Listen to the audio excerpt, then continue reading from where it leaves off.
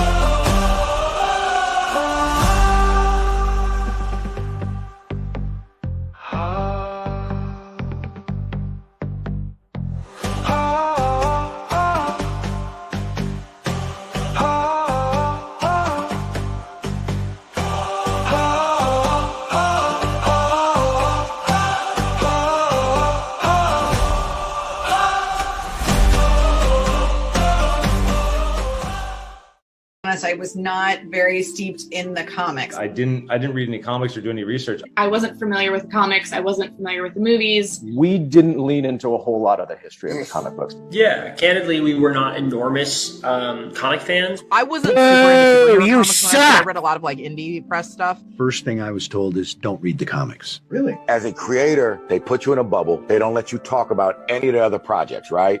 You know, they're up for anything. We ultimately decided to redefine it for the series and thought that it worked better for the story that we're trying to tell. Did you ever read you've never read the comic? When the DVD comes out, I'm going to read a Thor comic book and just see where we went wrong.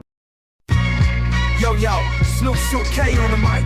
This one for all my time displaced geisha bitches. Yeah.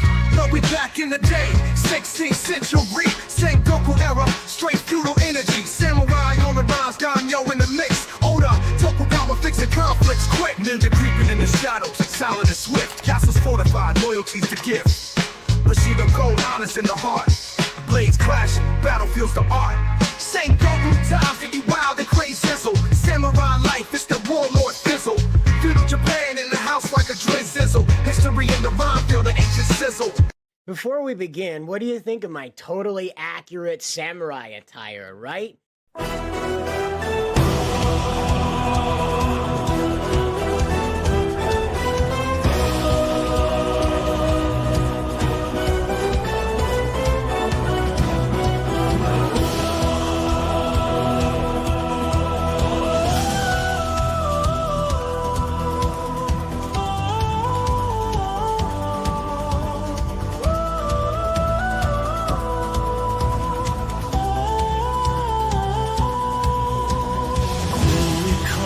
Endless skies, on wings of fire we shall rise.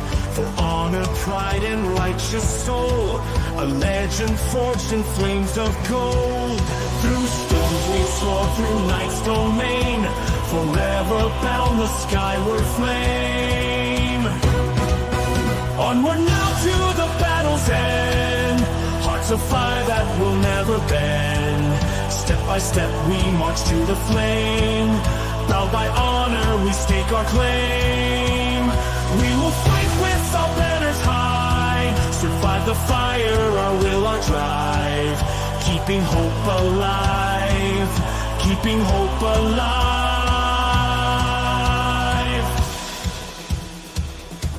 By the ancient bond, by the heart's pure might, we rise to vanquish endless night. Through sacred halls where echoes sing, we claim the dawn, the golden spring. Behold the crest of the phoenix night, a burning sigil in the infinite fight. Through trials fierce and tempest light, we stand eternal guardians of light.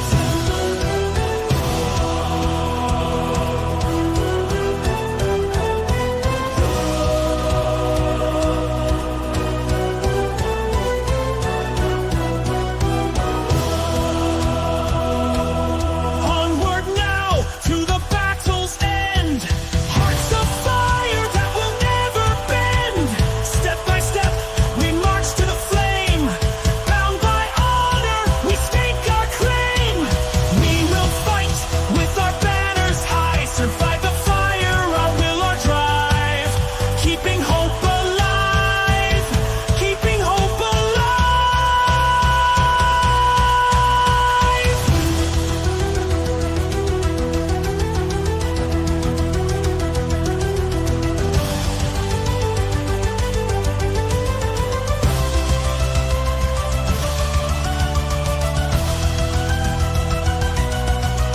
From a burning heart the oath is sworn, to rise from ashes blessed and reborn. I am a rescue soldier, bold and true, skyward knights in God's divine hue.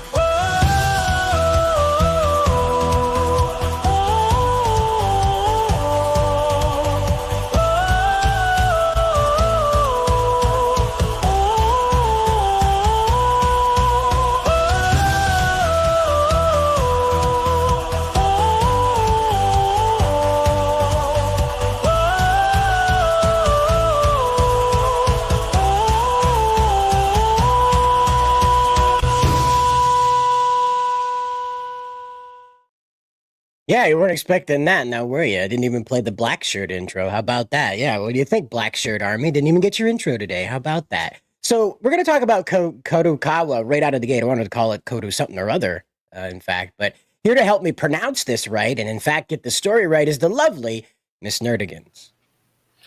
Hi, Black Shirt Army. This is a very interesting situation with Kadokawa and Sony. Especially a lot of the misinformation that's going on is very like rage baity kind of thing going on. I'm going to say this though. This is something that, because I've been covering stuff like this for a very long time, it's something that we've had to deal with for years, unfortunately. And the thing that sucks about it is Twitter and YouTube's algorithms specifically like to push out the rage baity misinformation content. Whether, despite Elon Musk saying otherwise, it's just how it is. And it really, really sucks that Elon won't change it in terms of Twitter. And instead, in my case, he'll suppress my content, which really sucks. Yeah, it keeps happening, unfortunately. I think it's that Yuccarino lady. But Kadokawa has few stable shareholders, and with the founding family no longer on the management team, the company has lost its identity. So there have been talks of an acquisition for some time now.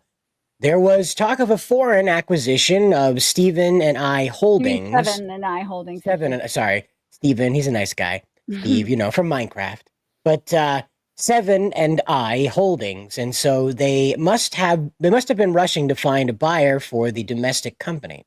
Recently, Korean financial institutions and funds have been emerging as top shareholders within the company.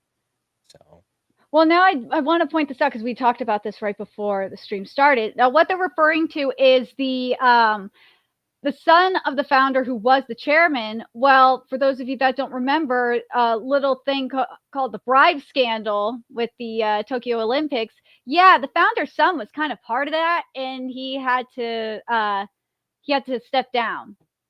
So Look at his face.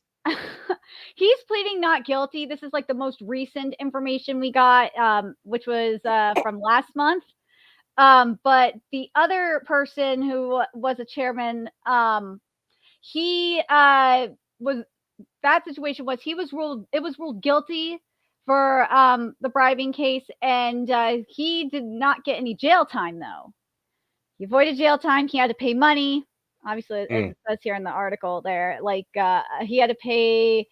Well, he was charged with paying 69 million yen, which translates to be about 463,000. Sorry, I could say it right. I think he just had to pay a good chunk of money back in fees or something like that. You could scroll down. I totally forgot because it's been a minute since I looked. Well, no, it says right here that he had to pay that back in it's a charge with a fine. Yeah, he was charged with. That's what he was charged with paying. Right. It wasn't what he had to do after that though.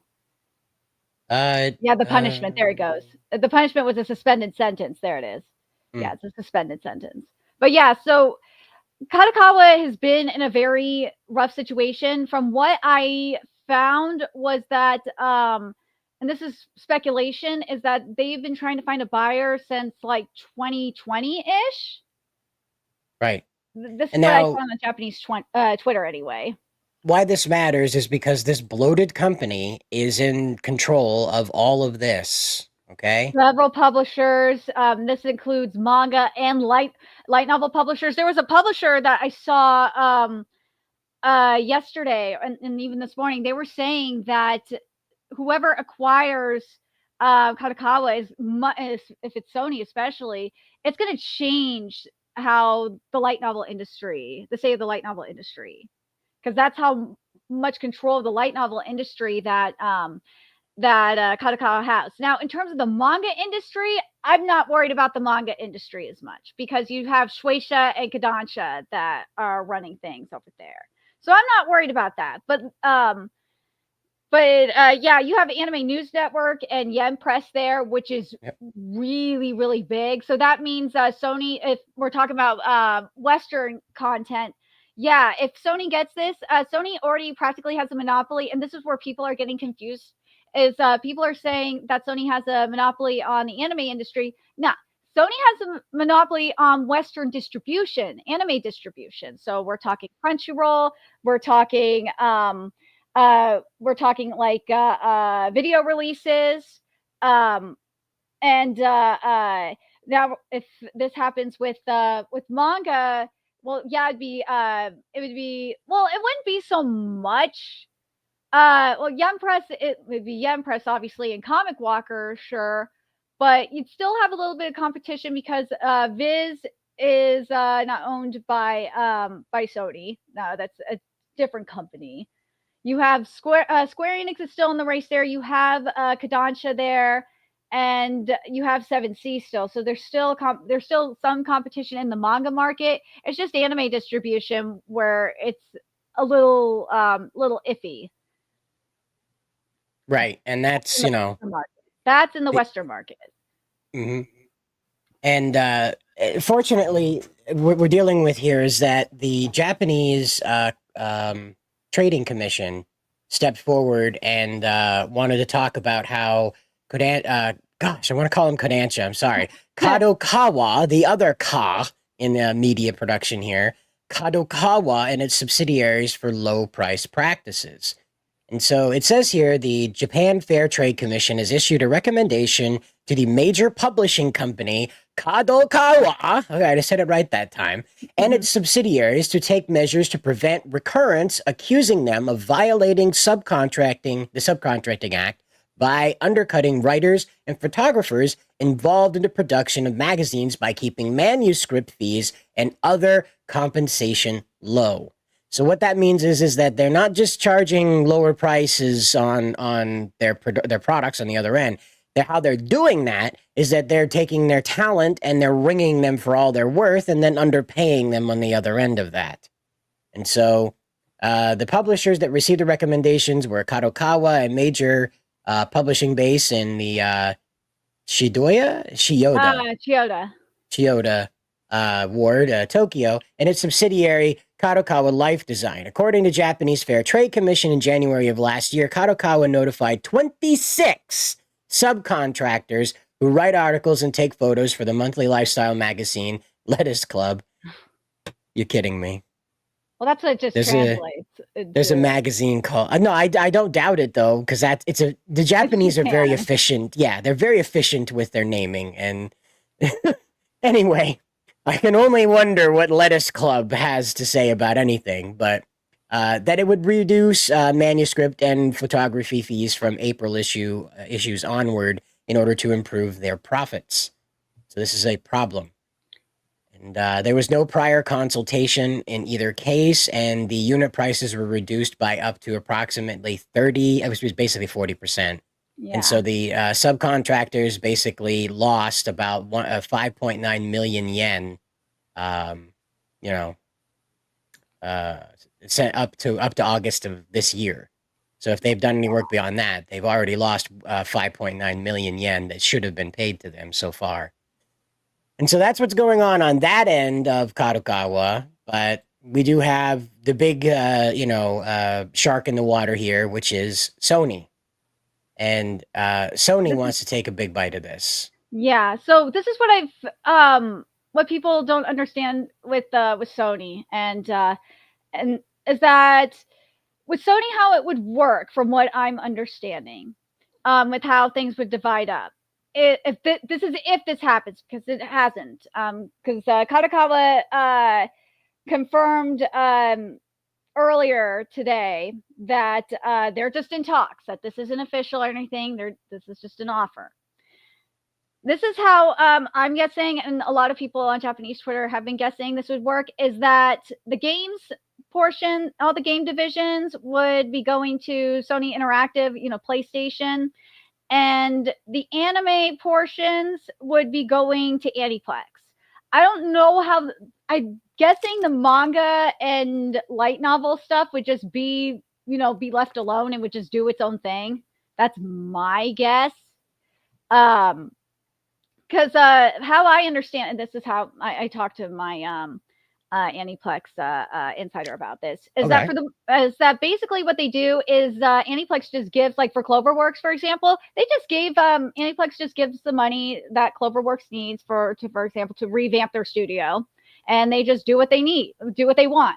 And that's probably what would be the case here. Like, people are flipping out saying that there's going to be like no. People are overreacting about that. Aniplex is completely different from PlayStation. That's a separate division. They got no influence on the anime division. Aniplex, if there was wokeness and all that crap, you wouldn't have gotten Demon Slayer, for one thing. You wouldn't have gotten My Dress Up Darling. You wouldn't have gotten Fate Stay Unlimited Works. You wouldn't have gotten Sword Art Online. You wouldn't have gotten any of that. So people need to chill about that. And also Dogokoba. Yeah, there's Oshinoko that's coming out of there too. Well, if that's Sony would have that.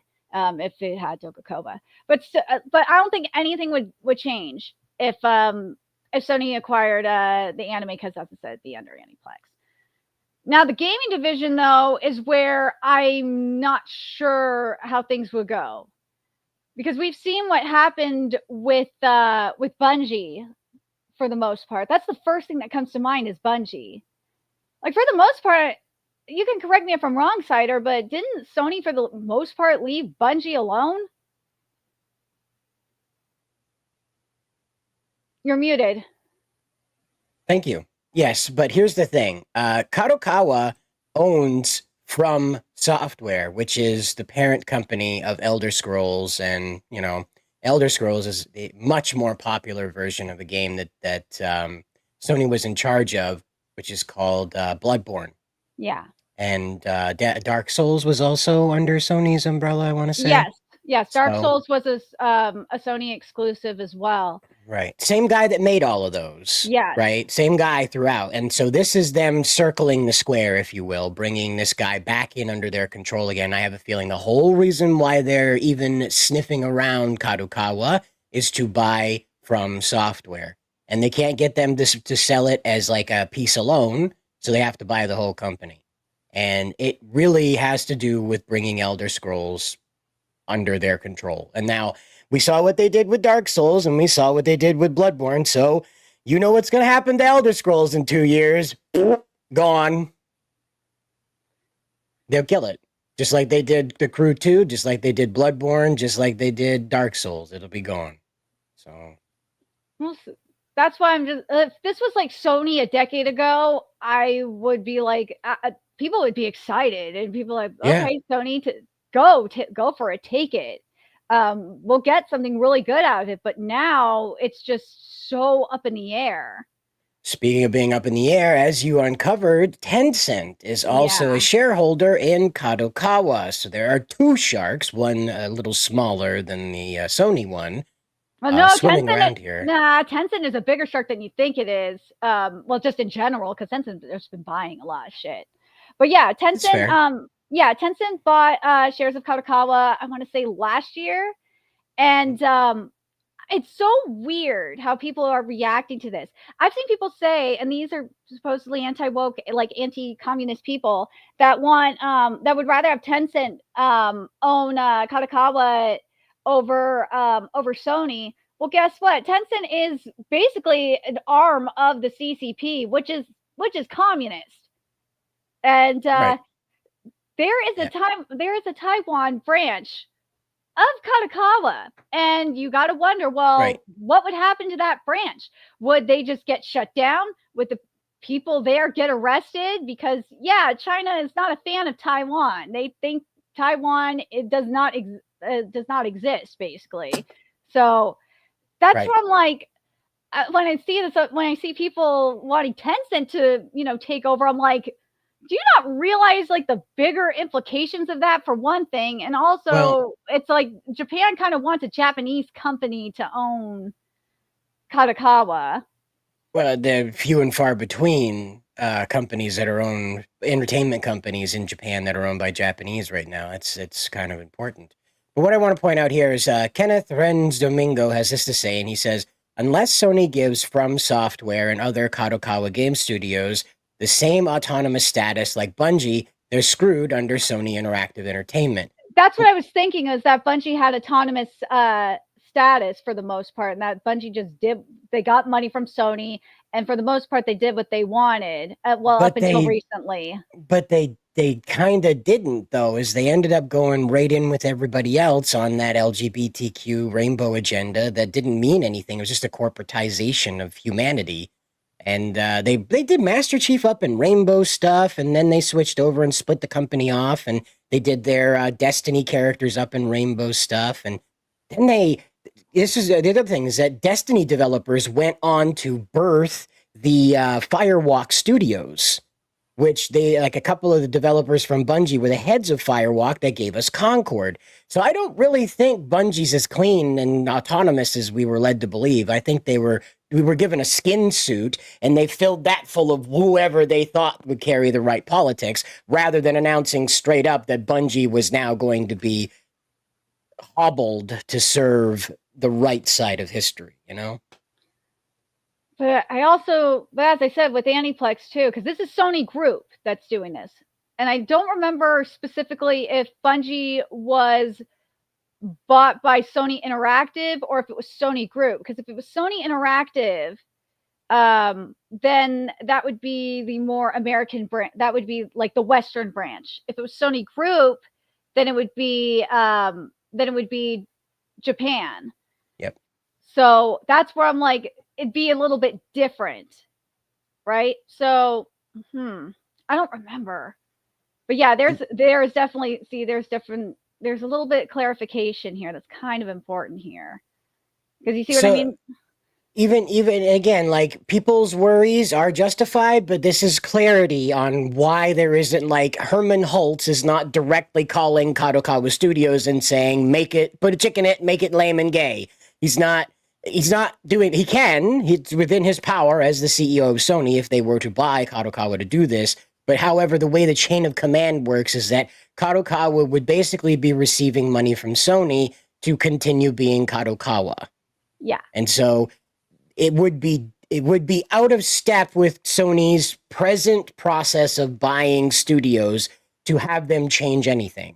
We, in fact, saw them go to the mat on this with Concord, where they just came in and, in fact, just jacked up everything, all the stupid ideas they were doing with Concord. Just threw $400 million at all those dumb ideas.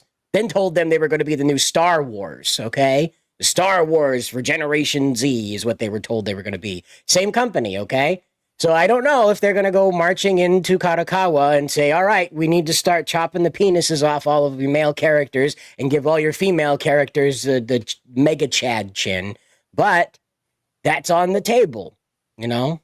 Well, in terms of the gaming department, I think in terms of the video game studios, I think that's where you have to worry about it. But in terms of like anime, manga, and light novels, I would not worry about that as much because in terms of video games, and I've done interviews about this for founding on this with my insiders, is that you have Western consultants like way deep up in there, and that's why it's just the state of the video game industry in Japan is just really, really bad right now. Is because of that. But anime, it's not that bad. Well, it's pretty bad. I'm talking about in terms of like DEI and stuff like that. This is why you have like in sub games you have like more LGBT stuff up in there. Let's go with that. Yeah. Compared to like a decade ago. I do want to say this. I just started following a channel called Mr. Japan. And he's like a mid-30s dude that sits on the floor of his apartment and wears sunglasses because he's shy and talks about his lived experience in Japan versus what the media is telling you globally. And what he told me is that woke is on the run in Japan. That the Rainbow Brigade is leaving with Rahm Emanuel, that he was basically the one that was holding it up in Japan, that his office, the ambassador's office, was basically the center of the infection for woke. And they so hate him. Yeah, they really do. He was like talking about this guy actually, like the people were like cheering him, like leaving wherever he was on his last day in Japan or whatever. They were like outside cheering him to leave, like to go home, don't come back, that kind of stuff. I mean, I've talked to like my anime insider, like I talked to him about it. He's like, dude, I can't stand. No one in the industry likes him. Oh my god. Right. So but that's the other thing. The fact that you have people in the anime industry saying that says a lot. Well, this guy is in the anime industry. He's just a dude. He's just a regular guy. I know, but I'm just saying in general, like anime industry people that are not involved in politics whatsoever, like that says a lot. And so Mr. Japan was explaining that like just the average Japanese person is completely turned off to things that have blue, like from the West that have blue hair, nose piercing. If you showed them the Requiem for Vengeance Gundam movie that just came out on Netflix, they would automatically turn 360 degrees and walk away if you get that meme. And that's God. They just hate it on sight. It's on sight. Okay. So Sega Japan bragging about getting like the gold and like rainbow highest honors for like the Pride Index 2024. It was probably not the best idea. So this is the thing, is that they're bragging about this because of the corporation itself, because it has Western investors, not because the people themselves want this. And what she's talking about is this tweet right here from Sega Official, and it says, Sega receives the highest gold certification and rainbow certification in Pride Index 2024, which evaluates the LGBTQ plus initiatives of companies and organizations. How about that, by the way? Let's just stop for a second. They've literally worked down how pro LGBT rainbow you are to a point where Japanese people are able to mathematically calculate and compare that number, all right? That's the human experience for you. That's the I was born this way experience for you. That's now just a series of numbers that can be plugged into a calculator that says you win a sticker or not. It's amazing. They go on to say this. They said, we are working on establishing a personnel system that treats the same-sex partners the same as spouses, holding study sessions to promote understanding of LGBTQ+, and conducting awareness-raising activities for employees. Now, again, this may come as a surprise to people who know Japan to have like a the boy love genre and the Yuri genre, and to see this in children's media like Sailor Moon, who had the lesbian cousins, the inexplicably affectionate cousins, and that kind of attitude toward that in the media is not translated to the streets. Most Japanese people, 9 to 5 Japanese people, view gayness, wokeness as foreign, that it comes from the West, that it is not native to Japan. Despite what their history suggests, as they walk around on the streets of Japan today, the average Japanese does not view the Rainbow Brigade as native. So, but something yeah. I just think is funny is people are just going around like, and I'm not being a Sony simp, I just think it's just funny as hell. People are going around, I've seen people say, well, I wish Sega would just go after Kadokawa instead. I'm like, are you serious? Out of anybody, you want Sega to do it and you're worried about wokeness? Yeah, right. And again, like Sonic's most recent adventure with Frontiers should be a massive example of this, because they hired a Sweet Baby Inc. Light Corporation to take care of this. And that's where you got Sonic Frontiers, the most depressed, disconnected, disillusioned Sonic ever produced, okay? And I played some of the mobile games that were completely like Sonic Bowling, all right? It has nothing to do with Sonic. And again, that game, Sonic Frontiers, was the most disjointed. Even the soundtrack is like, if Linkin Park still had a male singer, they would have been doing the soundtrack to the Sonic game. Now just think for a minute, why would Linkin Park be doing the soundtrack to a Sonic game? It must be very depressive, and it was horribly depressive. But Sonic went and hired this real deal Sweet Baby Inc. Light Corporation consultancy to come in and say, no, Sonic should not be beloved by his friends. In fact, they should be tired of his shit and be like, when you free me from this digital prison, you son of a bitch, I'm running away from you. I don't want to hang out with you anymore, Sonic. In fact, Tails says to him, I got a lot of life to live yet, Sonic. And then before they depart, he's like, you've been draining the life out of me, you blue bastard. I'm going to go meet a girl on my own at a bar, Sonic. You can't stop me. And people are bitching about Sony, like, come on. Sega, I would say, like, the woke, if you want to talk about the wokeness, he's interesting, that guy. Like, yeah. I'd say Sega is way worse than Sony is, because Sony is only one division. But like Sega, and this is like what I'm talking about in terms of like the Japanese video game industry being like really bad. Sega is that. Square Enix is pretty bad too in terms of like not as bad as Sega, but Square Enix is getting up there. But like, I will say this though, I know it's kind of off topic, but like some of the stuff I've been seeing in Dragon Quest dialogue, it's like the writers were kind of rebelling against the wokeness. It was kind of funny. I don't know if you've seen it or not, but it was like the type A, type B on the first screen was just performative, and they're just like, screw that, after that, screw that, and it just still had like gender in the rest of the dialogue. One can only hope that was the intent all along, that it was just to pass the initial journalist bar of entry, to impress the game journalists, like, oh, they're so forward thinking, and then the rest of the game has nothing to do with that, That could be it, because that, again, journalist mode doesn't always have to mean that it's super easy and the characters can't hit you and you're invisible to them when you want to be, kind of stuff. It can also mean that the game is just sort of like, here, you idiot, here's what you want to see. Okay, now that you're comfortable, let's get into the actual game. And that could be also part of it. Because again, we heard earlier that they were going to start censoring at home. Remember the anime and manga? That could also mean that they're just dumbing it down so much. Oh my God. You know what? Speaking of dumbing down, Rafael Jackie, the guy who wrote Cyberpunk Edge Runners and now is doing the manga, No Name manga, he did a review for Dragon Age Veilguard. Oh my God, it was so funny.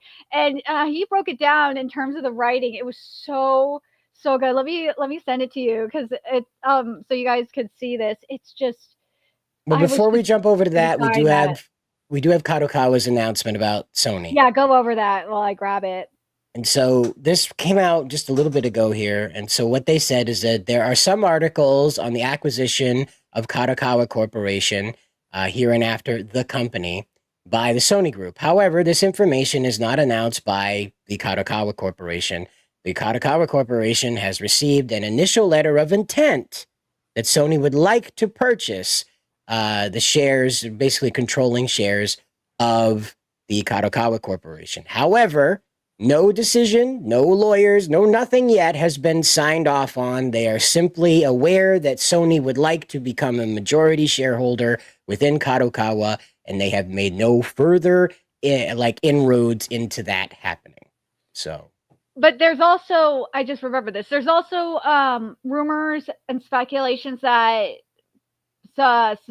that someone hacked in part of the hack that happened a while ago, not too long ago, into Kadokawa was part of the reason why this information even came out.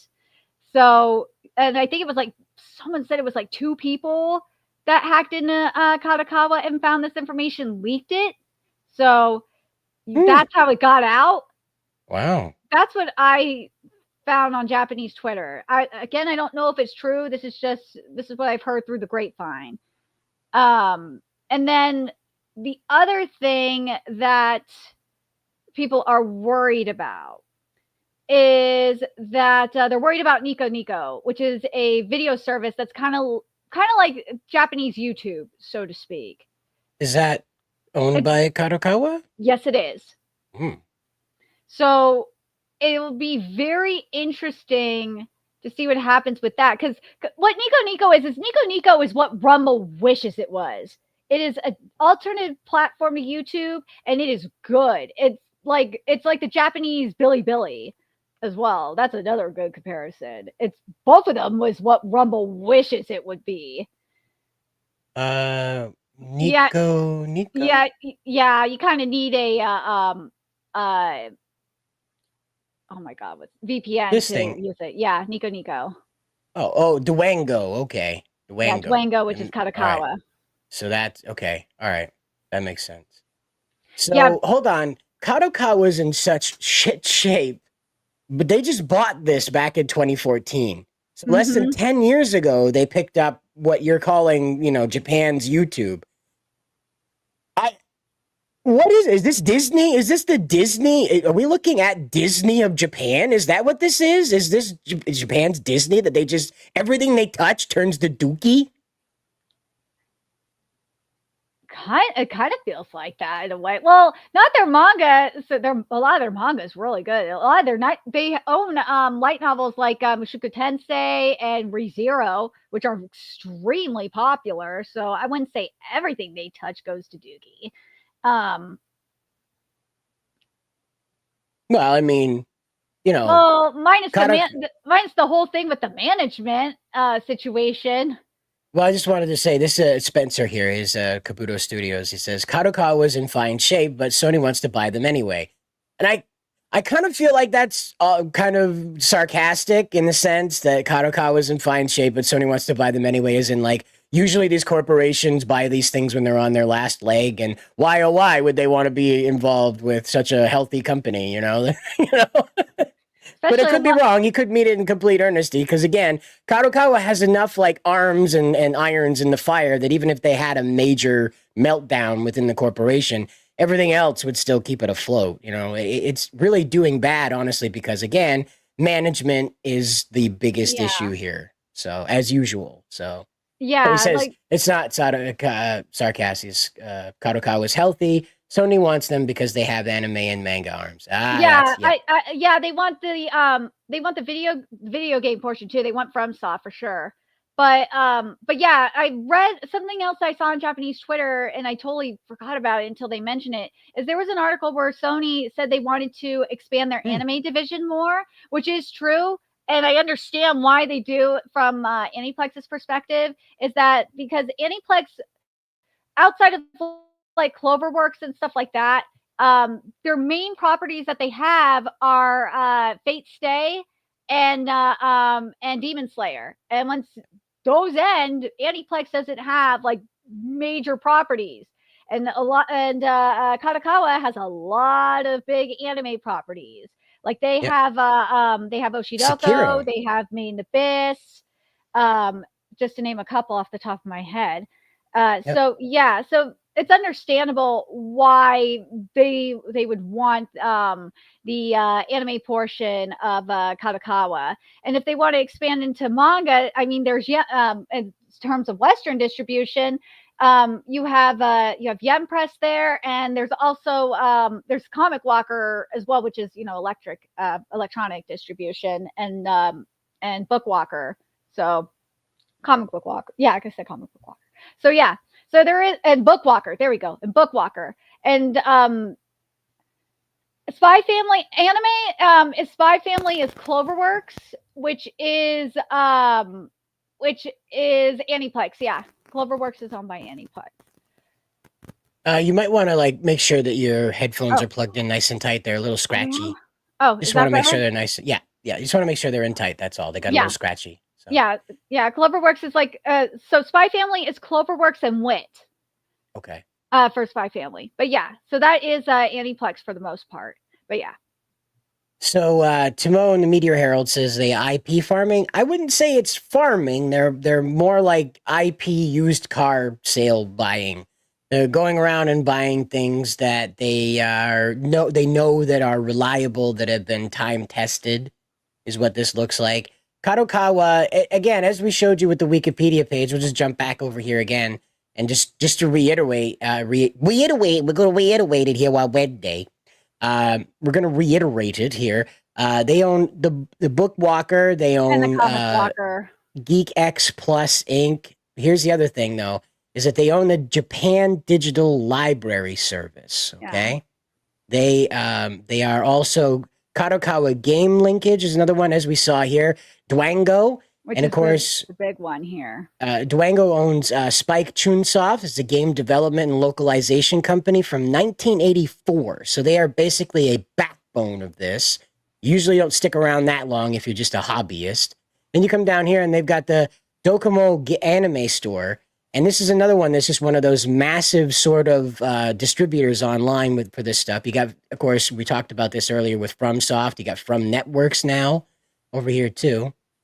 And now we're moving down here to the films and visuals that they've got here. They've got Europa Corp Japan is tied in with them with the French motion picture headquarters.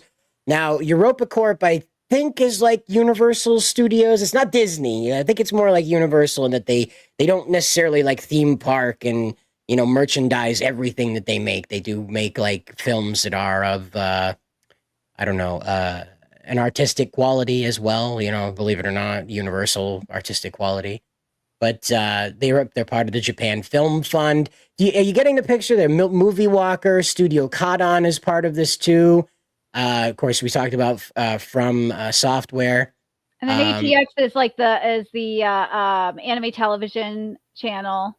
Now, the big thing about Kadokawa is that they got involved with the Japanese Olympics, the Tokyo Olympics, because of this media reach that they have. And they've also built this to Anime Tourism Association that, kind of magnifies people like me and Nerdigans and others who kind of got introduced to Japan through anime and introduces them to things that are kind of outside of that. So, you get out of the Shibuya section of Japan and you might see something neat, like those guys that make mochi with the hammers. They make mochi with hammers. I don't know if you know that or not. They make mochi with hammers. Blew my mind to watch a couple of guys. And they don't crush that guy's hands making mochi. Yeah, watch that for a second. Looking at this with the Cool Japan Travel Link and the Anime Tourism Association, yeah, this is probably why you don't want a Chinese company like Tencent acquiring Kadokawa. Just saying. Yeah, like take a look at this. This is crazy. They make mochi with a hammer, and somehow that guy's hands don't get crushed.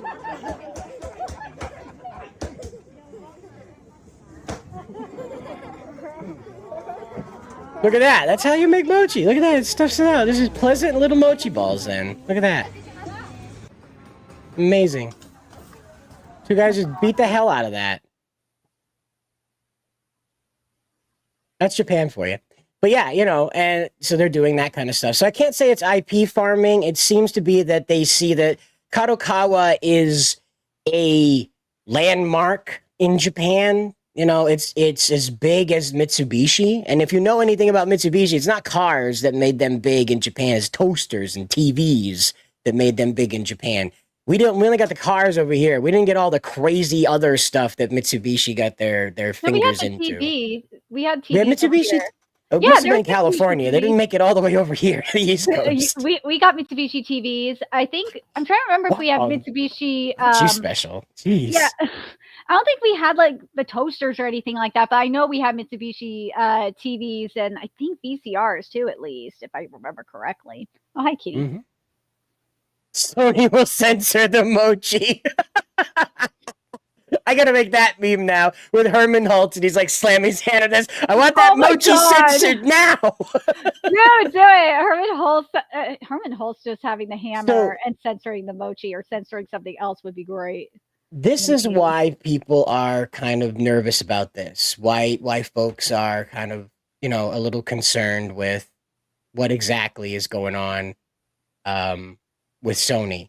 It's because Herman Holtz has promised, rather said in the past, that he does not like I don't know who this person is. Someone's calling me and I don't know who it is, so anyway. Sorry about that. Got a phone call midstream. Gotta love it. But Herman Holtz has expressed in the past that he did not like Japanese game companies. He thought they were weak. There was another Sony executive that also expressed that they did not like Japanese game companies. So Sony has a problem with Japanese media creators. Herman Holtz has expressed, as I said, like he kind of a disapproval of it, and I think he said in the past that he wanted to see them shut down, or that he just didn't see that they were performing well enough to stay open. Something to the effect that Japanese studios did not measure up, I guess. And so it worries me. And so I understand why people are worried about it themselves, because that attitude sort of leaks through the company, and those quotes do find their way around to your new employees when you buy a company. And given that this is such a foundational company to Japanese media culture, it probably would kind of suck to be owned by a guy that had feelings of negativity, at the very least, toward the corporation you work for. So on one end, it would be a good thing that Kadokawa didn't go down, right? That they didn't fail because they are such a massive company. But on the other end, Sony coming in and injecting a bunch of cash into this and stabilizing some of the weak points that they have, probably not a good idea in the long run, but we'll see.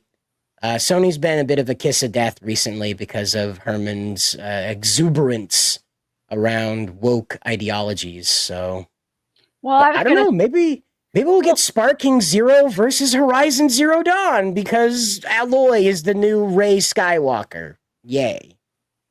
Well, I was going to say, in terms of Crunchyroll, because, Crunchyroll is owned by Sony. Crunchyroll is doing it to themselves, though. Because remember that that economic plan that Perini has, who's, running it, who ran Funimation into the ground, mind you. They're relying on Netflix to be a gateway into to Crunchyroll. They're not doing crap about theatrical releases. They're relying all on Netflix, and they're going to let Netflix be a big anime hub instead. It's like, what are you doing? Well, and, Crunchyroll is determined to turn anime back into a niche, small, obscure market. It's hell bound to make sure that it becomes a restricted space where only people with a certain sort of vocation hang around it, And I'm tired of it because I want to see... I'm a Toonami kid, right? And Crunchyroll, with their attitude about relegating this stuff to just having it as the streaming service alone, kind of annoys me. I'd really like to see a stronger reach to get anime to adults. And they're just not, millennials may be attracted to certain anime through nostalgia or just, raw attraction. But by and large, there's not a huge push to get people 25 to 40 into anime who may not be already. There seems to be an effort to just kind of encapsulate it at 12 to 25, just kind of trap it right there. And I'm annoyed by that because that drives the whole animes for kids attitude, and it kills things that like Cowboy Bebop that genuinely do appeal to adults, but because it's anime, it's for kids. It's just so weird. And it's been bugging me ever since I saw the interview with the Verge when Parini said this. I'm like, why are, and also it's Pokemon the first movie's 25th anniversary. It happened this past week. I see it and I'm just like, man, I just remember like all the marketing we got, and there was stuff not just for kids, but there was, you know, the Pokeballs with the gold cards for adults. Like they really did try to include everybody in the whole thing. And it's sad that that Crunchyroll's not trying to push for that marketing, and Sony, well, I should say Sony is not trying to take advantage of that either. But this, I think, is very interesting that's happening. That what Crunchyroll's doing here, or what Crunchyroll's been doing on the streaming front, is very interesting, because Crunchyroll does have a channel on Pluto TV, which is a free app. And I didn't know that. Okay, yeah, so my question has been answered. All right, cool. I'm glad they did that. That's very smart. Yeah. So, and Tokusatsu has a channel on Pluto TV, and so does Power Rangers, by the way, for those of you that are curious. For now. For now. And so does Pokemon, which is fun to watch, actually. Takes you back. Yeah, it does. I got Johto on right now. I love Pokemon. I love having Pokemon on Pluto. It's great. But the thing is with Crunchyroll, and the problem with Crunchyroll's channel is that and this is just probably how it is, unfortunately, the anime that they put on there is very limited. So it's somewhat classic, but it's not like, it's kind of like that Anna Monday stuff Sci-Fi had. It's not iconic. It's just it's sort of yeah, there. It's not iconic. It's just there. It's not like it's not like consistent either. But because you have, like, now let me ask you this one, right? Let me ask you this. In order to give people an idea what's there, would you say that S. Cryed is one of those it's satisfactory, but it's not iconic kind of animes? Would you say that S. Cryed is like that? Yeah, I'd say that. Yeah, so that would be one that maybe not on there, but that's kind of the level that's on there, where it's entertaining, but it's not like Gundam entertaining. Well, Code Geass is on there, mind you. Oh. They do have, like, and they'll have Yu Yu Hakusho every once in a while too. They do have some good anime on there. It's just not all the time. It's not like the anime Pluto TV anime channel where they have like Hunter x Hunter 2013 on there. And they'll have and there's Lupin the Third on there sometimes. Like, I'm talking about like really good classic anime. And hell, even modern anime, it'd be nice to see some of that on the Crunchyroll channel too. But they don't have that. I don't know why they don't do that. Licensing, probably. They probably have a license to stream. They don't have a license to broadcast. And probably how Pluto TV gets around some of their stuff is that they are a broadcasting service, even though they're digital, whereas other ones classify themselves as a streaming library service. So, well, they do have a streaming library too. And some of the stuff they put on, if you look on their schedule, it says it's on demand. So, like, that's how they kind of get away with some of it too.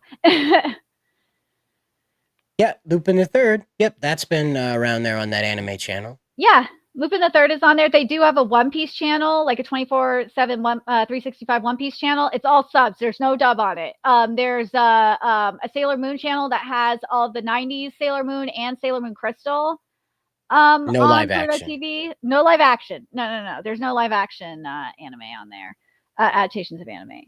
I think the Anime All Day one has, I'm trying to remember if Death Note's on there or not, but yeah.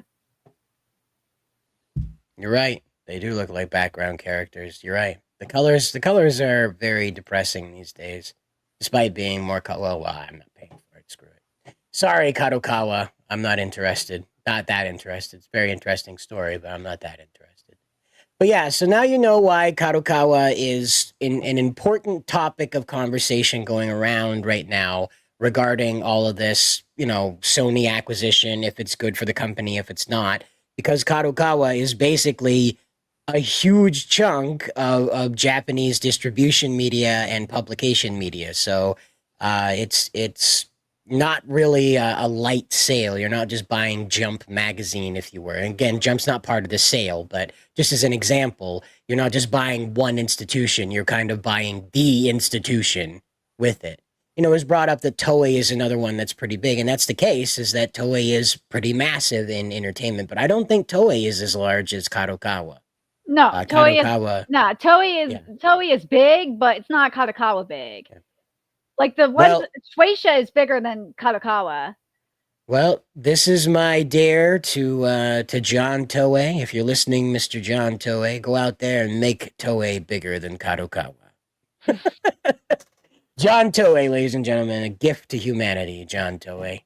Toei's done some really stupid crap, though. I'm not happy with a lot of the crap Toei has done. If you don't know, there's a meme on 4chan, like, I don't know, 10 years ago or so, where people were talking about Toei, and some guy just asserted one day that John Toei was the man that owned Toei. And from that day forward, everyone just acknowledged that the person who runs Toei, his name is John Toei. I love that. I love that so much. The only picture I've ever seen is a man that just has like his face is a little bit blurred and he's wearing like this blue fedora and a blue business suit and a red tie that says John Toei and a Wikipedia page screenshot. I love it. I love it. That's not really who owns Toei, but I love the fact that there's like John Toei out there. Well, I posted the link for the Veilguard review. There's also, I just remembered Akira's anniversary is soon too. I think it's like this week or something, or next week. And TMS Entertainment, at least in Japan, they're gonna have Akira on their channel for free. I'm hoping the US TMS Entertainment's gonna do it on YouTube. I just don't know as of yet. But I saw this review on my Twitter feed and I just started dying. In particular, when it got to the writing, I lost it. But this is he is the writer, Raphael Jockey, for those of you that don't know. He is one of the writers for Cyberpunk Edge Runners, and he is the mangaka for No Name, which basically is from Manga Plus Creators. This is the first Manga Plus Creators mangaka to be serialized in Japan. And the first volume came out too, I think, not too long ago. But yeah. Well, and you'll see more of these stuff going around with the Veilguard reviews and stuff, and you know. Well, like the fact that he said that, like, that it's the writing is PG, that it's just saying it's bad is a grave simplification, and that there was a vision on how this game should be written, and it was executed consistently, and it's very PG-13. Like, conflicts are resolved within minutes, and this is where I died. There's a lot of therapy language. How many times did I hear to take it one step at a time, or that I'm enough? A lot of over explaining. Wow, this is a harbor. There should be people here, while showing the empty harbor, making sure and telling us how we should feel. No choice in real dialogue, and it's all good, dude. Rook. And this part too. This was the last part that really got me. Also, stakes for me were lessened by earth-shattering moments being directly followed by tea parties that talk about coffee. It was like the game was more interested in going for a walk in the woods than saving the world. And overall, I'm sad that it all did not come together for me as a Dragon Age story. And I'm glad if new players had fun with it, though. As soon as I read that, and I was just dying. I thought that was so good. Because I've seen a lot of Dragon Age players, longtime Dragon Age players feel this way. So. You know, and again, like these reviews we saw earlier are now changing. IGN just recently shifted their score, or rather opinion of it. Jacob's here. Hi, Jacob. Oh, the Review Tech USA intro. All right. That's a deep lore joke if you want one. But before we move too far ahead, we do have a big fat $5 super chat from Adair Soto. And it is, I would never trust Sony. How many times they got hacked over the years, and do you trust them? Would anime on their hands? I think not. Well, And they you're do right. own. Well, they do own anime. They own Aniplex, which and Right. A1 Pictures, which owns A1 Pictures, Cloverworks. Oh my God, what's the other one? But yeah, Aniplex owns A1 Pictures and at least Cloverworks and a few other studios too. So yeah, they kind of do So what you're own saying is anime their fault. studios. So yeah, and those studios in particular have made like titles like My Dress Up Darling, Sword Art Online. What's the other one? Kitty, you distracted me, and I lost my train of thought. The Promise. I know season 2 sucked, but The Promise Neverland season 1. They made the Fate Stay Night franchise, which is a huge franchise. Demon Slayer. So yeah, UFO Table would be included in this too. So yeah, I mean, you can hate Sony all you want, sure. But when it comes to anime, I mean, you have to look at the bigger picture and look at Aniplex. Oh yeah, and I remember Kaguya-sama Love is War is made under the Aniplex umbrella. And again, I'm not simping because I talk to people that work for Aniplex. No, I'm just being realistic. Nerdigans. Yeah. You're a little loud with your with your mouthpiece right there. That's all. It's just I was like, whoa, that's a lot of nerdigans coming through into my ears. Is that better? Yep, yeah, it's okay. It's just you yourself. Were you trying to talk to your microphone on your laptop, forgetting that you had the mouthpiece right there? That's all. I just understood what you're trying to do. So. Oh, sorry, but yeah. So that's all. That's why I'm just like, when I see this, it's like, dude, do you not realize that Sony has owned anime for a really long time now? Well, and I just want to point this out. We got it right here. There was the Reflector Group who put out the Unknown 9 game just recently, and it is already not doing very well. In fact, it did worse than Concord on its launch. And granted, it wasn't a multiplayer online game, but I think it had almost like 200 some odd players on its opening day. And this is owned by Bandai, not Sony. Yeah. So Sony again, like, and it's not anime, I understand that. But what I want to point out is that Bandai should be able to put out a game. It's not like it's difficult, but yet they tripped all over this DEI stuff as well. So it's not just limited to Sony doing this stuff. And so what we've seen from Sony is they appear to be putting a lot of this into games, not so much into visual media like movies and anime and manga, that kind of stuff. They seem to be really focused on interactive woke as opposed to print or film woke. So yeah, that's what I've been telling people too, that video games, I mean, we just saw it with Sega with their thing. Like, that's where it's been the issue, and this has been an issue, I think, for almost a decade now, is when because I think Western consultants started going into the Japanese video game industry in 2015, I want to say. Yeah, I think that's what my insiders told me, was at least 2015. That's when they started going over there. So yeah, so about a decade now. Yeah, right. Sakura Mita says layoffs for hiring Sweet Baby Inc. What a surprise! Yeah, well, you know, the wind. You know, it peaked at 285. So that was the highest player count it ever had. And this game had over, I want to say over 200 million in it, if not at least 100 million in it. So, you've seen the Horizon Lego adventures, right? That's doing really bad.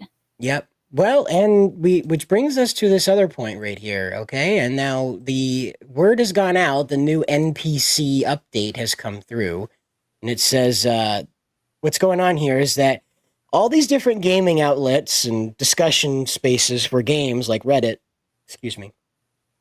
they're all gone out and they've decided to headhunt Black Myth Wukong for being nominated for Game of the Year, let alone just maybe not even getting it, just being nominated is the biggest crime. And, all the headlines are pretty much the same. They say, the Game Awards nomination lowest ever rated title for Game of the Year is Black Myth Wukong. Black Myth Wukong's Game of the Year nomination sticks out like a sore thumb. Black Myth Wukong is the Game Awards lowest ever rated Game of the Year nominee. Black Myth Wukong is the lowest rated. Black Myth Wukong doesn't deserve Game Awards. Game Awards is comicbook.com, just like, screw you, Chinaman. You don't deserve an award. Black Myth Wukong doesn't deserve Game Awards from Aper Salamanzo from France. Wukong is Game Awards lowest rated. It's everywhere. It stinks of it. Spencer's here. I'm here. I'm glad that Spencer's here because I wanted to wait for you to get here because today is Dragon Ball's 40th anniversary. Oh yeah, I've seen things going around about that. Kind of sad though because it's the first one without Toriyama. Yeah, it's very bittersweet. Did they do anything? Have they done anything for it? There was the project. I didn't see anything. Well, there's the project announcements. So there's going to be stuff getting announced over the next few weeks. I think that's what it said on the website. Yeah. Yeah, we know how that goes. Yeah. Geekdom 101 posted, and I posted in the group chat on in the Slack that they did something in Dragon Quest for it. Oh, that's pretty cool. Yeah. Oh, but that's for the 40th anniversary of Dragon Quest. You said Dragon Quest or Dragon Ball? Dragon Ball. Dragon Ball. Oh, weird. Then they're doing it for Dragon Quest. That's cool though, because they did it in Dragon. They did it in Dragon Quest. They did it to the Dragon Ball Daima opening. Yeah, I was just clarifying in my own head, like, wait. It's not Dragon Ball, but okay, no, I got it. Now, so I don't know if this is related to it, but this is official to announce the Japan versus China soccer match that was taking place on the 19th. Where they got where China got blown out. Japan is wiping the floor with them right now. It's great. I love it. So, but this is what I think it might be tied to that because it was happening the day before the anniversary's official, which is today, the 20th. So I think this is probably related to that because it seems awfully strange to isolate these two characters to represent soccer players. But yeah, it is. It's ridiculously cool. And I do want to see this fight. I hope that we get some modders. It's not too out of the ordinary. I mean, Sun Wukong is from China, and then Goku is based on Sun Wukong out of Japan. Like, it makes sense even if it isn't for Dragon Ball. It's still but this is official promotion. I know it's still you can still do that without being this is for the anniversary. I'm not saying it's not, but I'm also saying like it's just a happy could have just been made. Yeah, I think it's a happy accident more than anything else. I don't know. It just like imagine here in the U.S. if we were advertising football games, not soccer, football games, but just football games in this fashion. Where we were doing this kind of stuff as opposed to like these 3D helmets are going to collide at each other in a 3D space and explode. The Dodgers just recently had Guara. The Dodgers had Guara. No, I know Guara, but Nerdigans, wasn't it like the Chargers a couple seasons ago who did their schedule announcement as like an anime?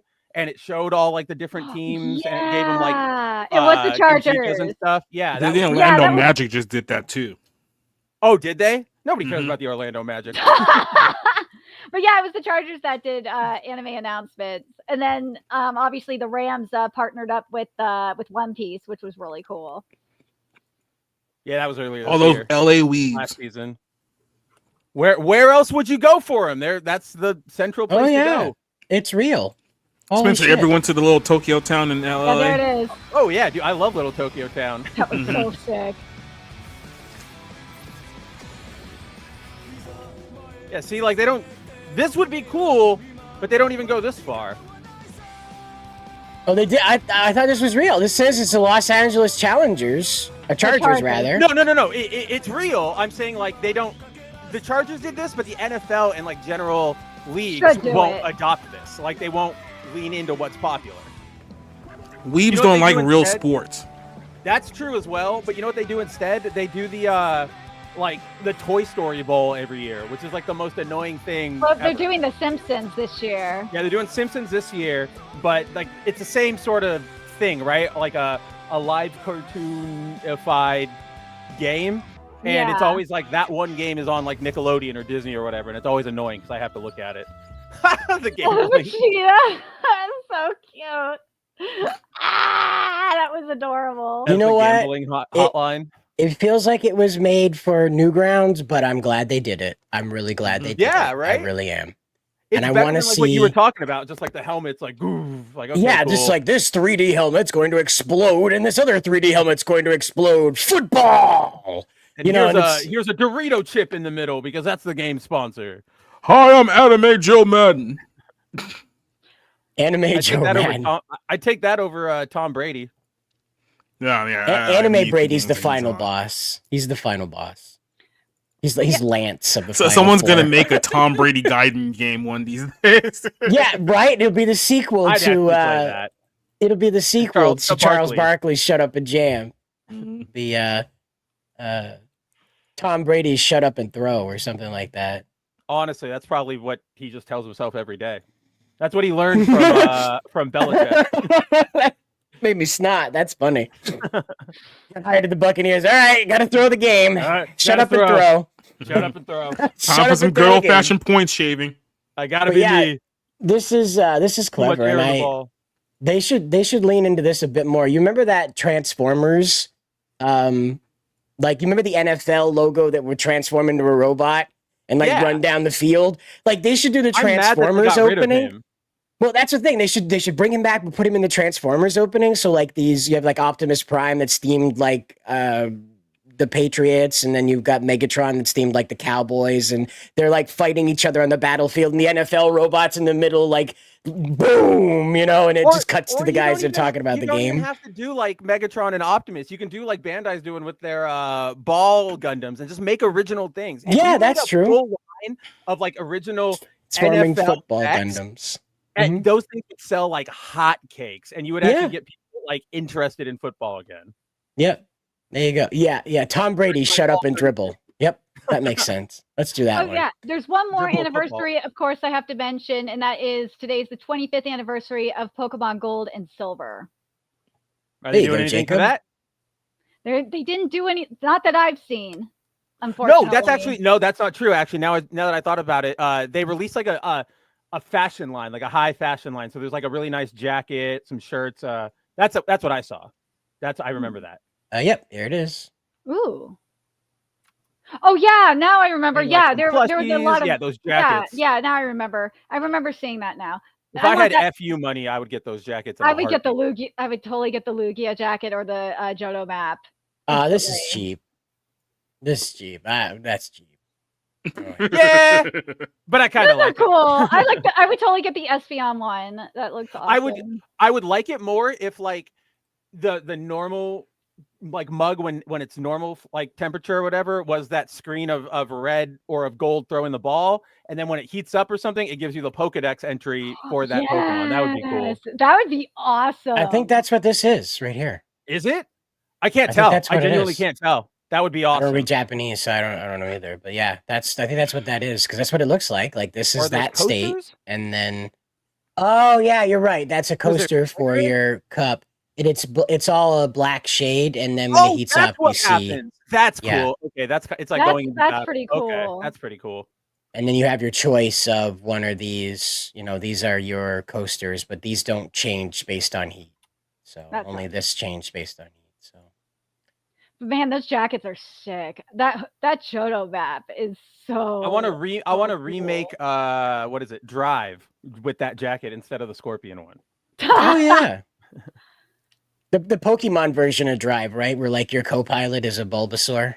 And instead of like trying to whips. Instead of trying to like get revenge on people, you're just going to Pokemon Go stops, and like that's what you're trying to do. But that's your revenge. Is you're like stealing the Raichu from them. You get it as soon as it emerges and you drive away really fast. And all these people are chasing you to get it. Yeah. Yeah.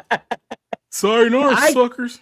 I kid you not. I don't know what kind of person you have to be to do this, but I swear to God this happened. I was helping a libertarian candidate run for governor here in Maine, and we were at a pizza party to celebrate the legalization of recreational marijuana in Maine. And we're like standing outside, they're having some doobies. I'm taking some pictures of the candidate for the website. So he's getting high, eating pizza with the people. He looks like he belongs to everybody. And this dude shows up in a Honda Civic, rolls right up, stops, and we're out in the street taking pictures, stuff like that. And he's looking at us, and we're like, "Hey, man, you want some free pizza?" And he's like, checking out around. He's like, "Is this where the Raichu is?" And we're like, "No, this is where the free weed and pizza is." He's like, "Oh, okay." And he drives off, and I'm like, "What just happened?" What is a Raichu? I don't even know what. Like, I can imagine myself in that situation, but if I pulled up and I saw a bunch of people and I wasn't sure they were for Pokemon Go, like they weren't wearing very obvious, like, oh, there's a keychain or something, I would, think to myself, like, maybe I just go like park and walk around on my own and not interact with anybody because they're clearly not here. No, don't worry, guys. It's not them. Just a bunch of potheads. Yeah, right. Just blew my mind that was real. Yeah, Cider's a government stooge. I ran for local. I ran for mayor. No, not yet. But that's after Tulsi cleans everything out. CIB right now. Yeah, Central and Cider Intelligence Bureau. There But we go. I was the just talking about Cannabis CIA, Intelligence CIB. Bureau. That's what it is. There we go. Yeah, the Cannabis Inebriation Bureau. But yeah, government stooge. So I ran for mayor and then I ran for state rep. And a guy that was kind of like aware of me at the time asked me to be like a campaign advisor / PR guy for his libertarian run for governor. And it was Richard Light. And he kind of a neat guy, but, libertarians, don't take this the wrong way, but every libertarian I've met is, mostly a Democrat that just wants to shoot people in garden. So don't take it the wrong way, but that was kind of like No, Rick's I like stance that. I like was, that appraisal. I like that. That was kind of like Rick's stance was, leave me alone or I'll shoot you. I just want to grow my radishes. That's all I just want to play video games. Right, exactly. That's me. So, but now that we're all here, we should probably start the show. Did we forget anything? We did not. We can probably touch upon the Wukong stuff when we get back on the other side because we barely touched upon that. I'm sure everybody wants to talk about it. Okay, here's the intro.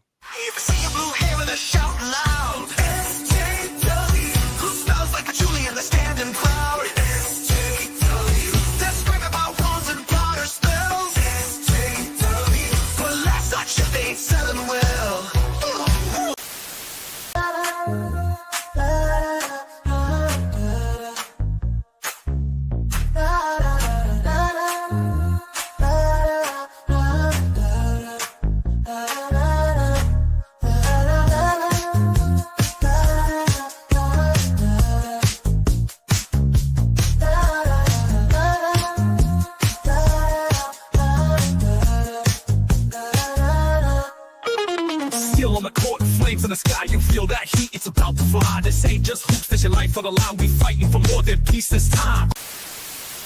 And please don't give up on this, my valiant heart. In the face of fear, I promise I won't fall apart.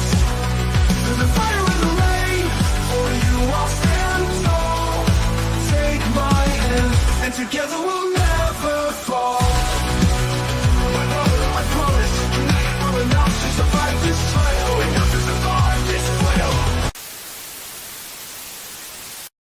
Jeff was beginning to wonder, who are these people?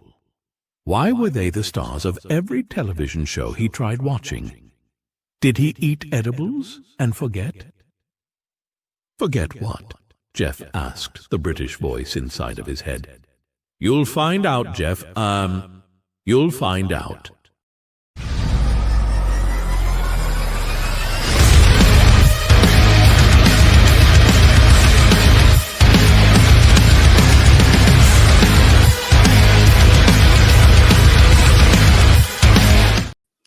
Everything is terrible, and I had a joke, and I completely lost it right before we went. So, Cider?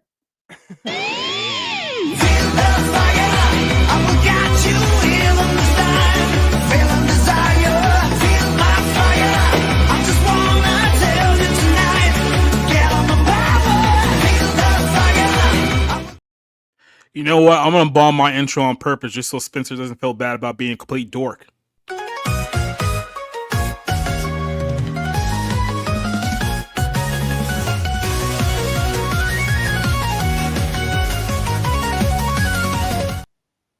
We're really living in a South Park episode, aren't we?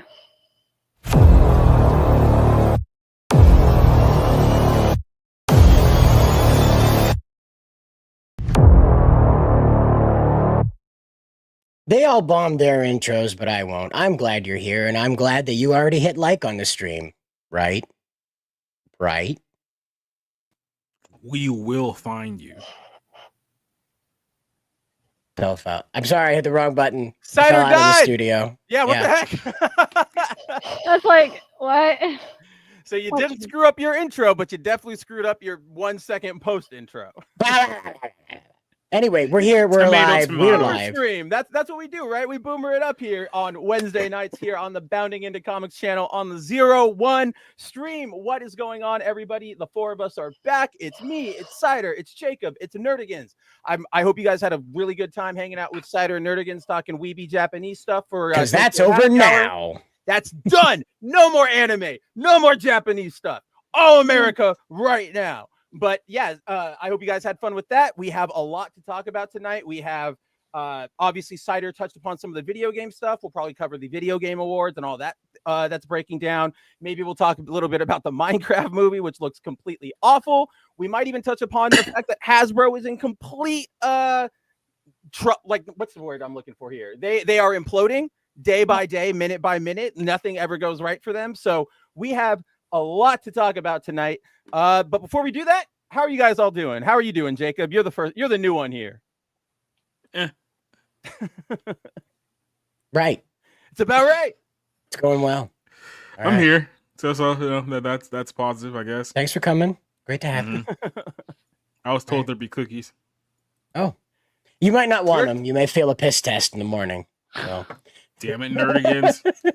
No, Nerdigans will make them kosher. It's fine. You can still go to temple tomorrow. Nerdigans, is the marijuana kosher? Depends on the weed butter. I was gonna say you would have to get like a rabbi to go bless it or kosher it, wouldn't you? Yeah, probably.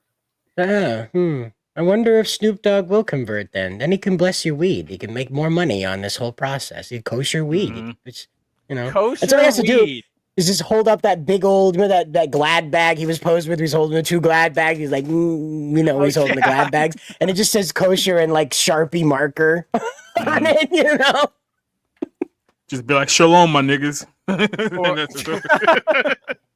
I do. Make that the catchphrase, and maybe only like 4 people in the entire world could say that. Yep. Probably. It's like him, Amari Stoudemire, and then like maybe like 2 guys from like Brooklyn. And that's about it. It'll be that, and then like the Black Israelites, they'll get in on it. Oh yeah, they'll love it. Yeah, but before we get in, guys, I see a bunch of you are here already. We've got Bowsette, Kirby, Yi Chang, Booty Hunter Dante, Soccer. I think I said your name already. Like, there's more booty hunters now. Are they growing? I know they are. It's not just our boy anymore. It's not just TW. The booty hunter gang rises. We've got Hey, it's me in HD. We've got Luigi the Metal. We've got everybody else who my damn chat thing won't show me. So guys, I'm glad you're hanging out with us tonight. It's always a pleasure to hang out with you.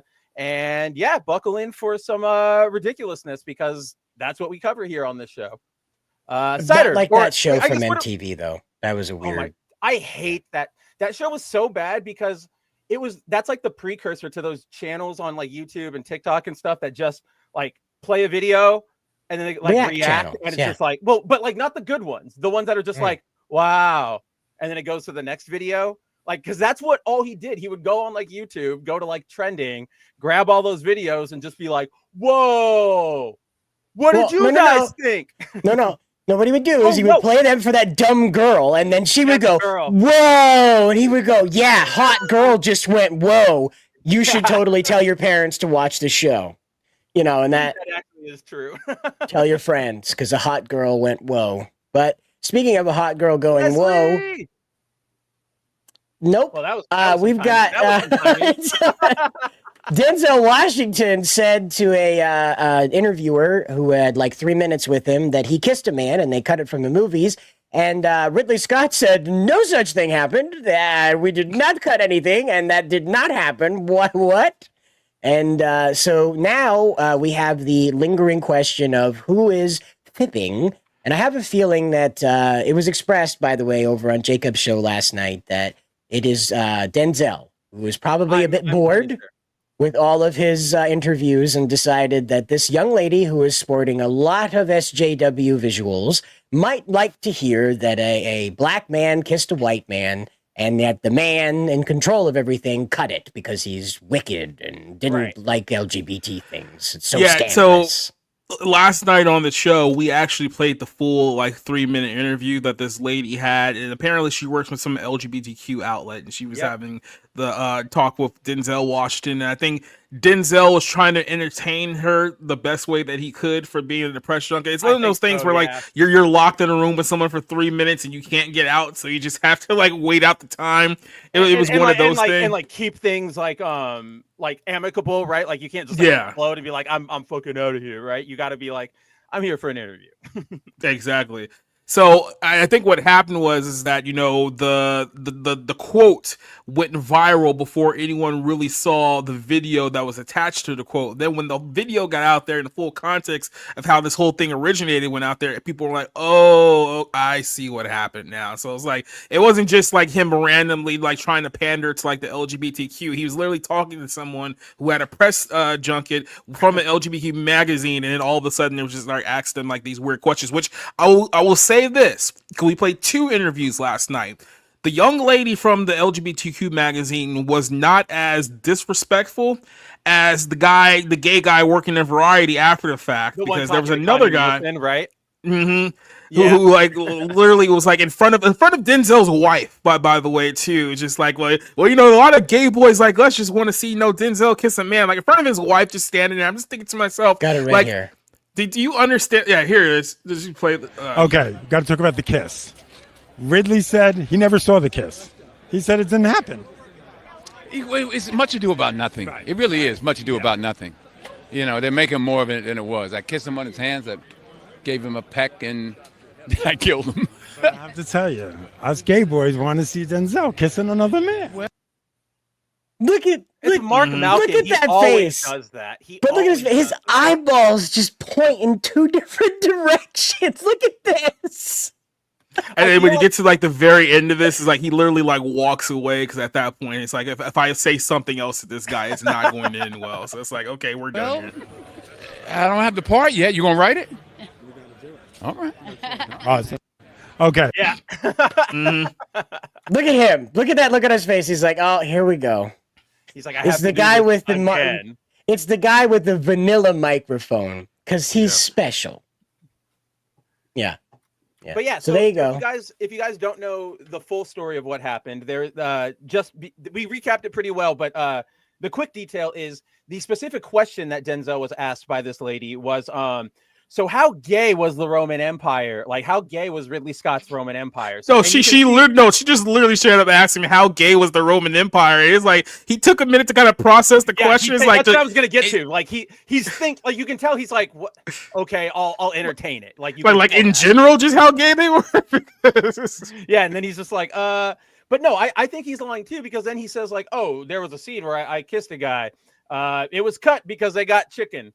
And it's like, you said that, even though he does like a second after say like, oh, and it wasn't that big of a scene. It was just, I kissed the guy that I stabbed him, like the old Roman like thing. But he was the one who said that like, oh, they got scared. And that's what got everybody like, oh, homophobia. Oh my God. And everybody reacted like Mark Malkin here from Variety was just like, what happened? Why do you hate us or whatever? And it's like, everybody came out, Connie Nielsen, Denzel, Ridley, and they're like, no, it's not even that. Like, it's not a thing. Yeah. You're not. There's nothing here. This is one of those stories where both sides kind of bid on it from much different angles. Because on one side it was like, oh, they were men that removed the gay kiss. It's all about homophobia. Then the other side was like, oh, he's a fake Christian. I knew it. I knew this is always going to happen. It's like then you read the videos that kind of like, oh yeah, okay, no, yeah, oops. Like, oh yeah, this is normal. it's like literally like Tom Grossi's rough character. It's like flag. Not quite. Mm-hmm. So that's what happened there, but we can also go over here. But by the way, just real quick before we jump over to this one, I did see Gladiator 2 on Monday. That's literally what I was going to ask. I was going to ask if you've seen it yet. So I did see it on a Monday. I'll give my full details on Friday when we do the Friday Night Movie Club. But I have to say, this is probably top 2 best movies of the year so far. And I was kind of surprised because if you heard my talk going into it, I really did not want to see this movie. It's like, oh yeah, another film about Rome. Like, I can't wait. But it's like, it is actually a really like well done film. So if you want to say it's better than the original, I don't think that it is personally. I don't think it's better than the first one, but I still think it's a very strong movie.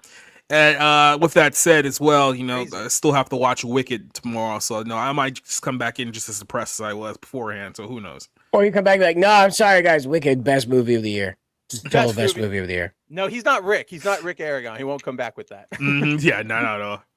Like, No, I would have to get seriously punked in order to view it. You find out that they advertised it all wokey, and you get in there, and immediately the first scene is like the wizard is Trump and the witch is Kamala. Just the first scene is just a direct my election. My expectations for this Wicked movie are Wicked, so that's low. not what you want. That's probably what it's going to turn out like. my expectations for this Wicked movie is so low. It's like I'm literally expecting Little John to come rap on the chorus. Like that's how bad this is. I feel like it's the two leads are like killing it for everybody. That and the fact that like I don't know. Does anybody remember this is supposed to be a two-parter? This is what really gets me about the movie. Well, no, that's the thing. That's what's deceptive about it, because they're intentionally selling it as if it's not like it's a standalone movie. They're not telling people, "Oh, by the way, this is part 1 of 2 that we're doing." So it's like it's almost nearly a 3-hour movie. So you're sitting there for 3 hours just to come find out at the very last minute. Hey, by the way, we got a sequel coming out! Yay! That's why, like, I think this movie's going to do pretty well at the box office just on its name alone. Like, people are going to go, oh, Wicked, I like Wicked, let's go see Wicked. But the second one, once they know, like, there's a 2-part, like, people are going to be pissed and they're not going to go see that one. That one's probably going to not do as hot. It's going to languish. Here's where I'm gonna jump in on this. So basically what from what I know is that this is like supposed to be an adaptation of the Wicked book. I don't know if it's going to include Son of the Witch or not, but it's a combination of like the Wicked book and the musical adaptation. That's what this is. So that's why, if you've seen how big the Wicked book is, it's like this thick. It is really a long book.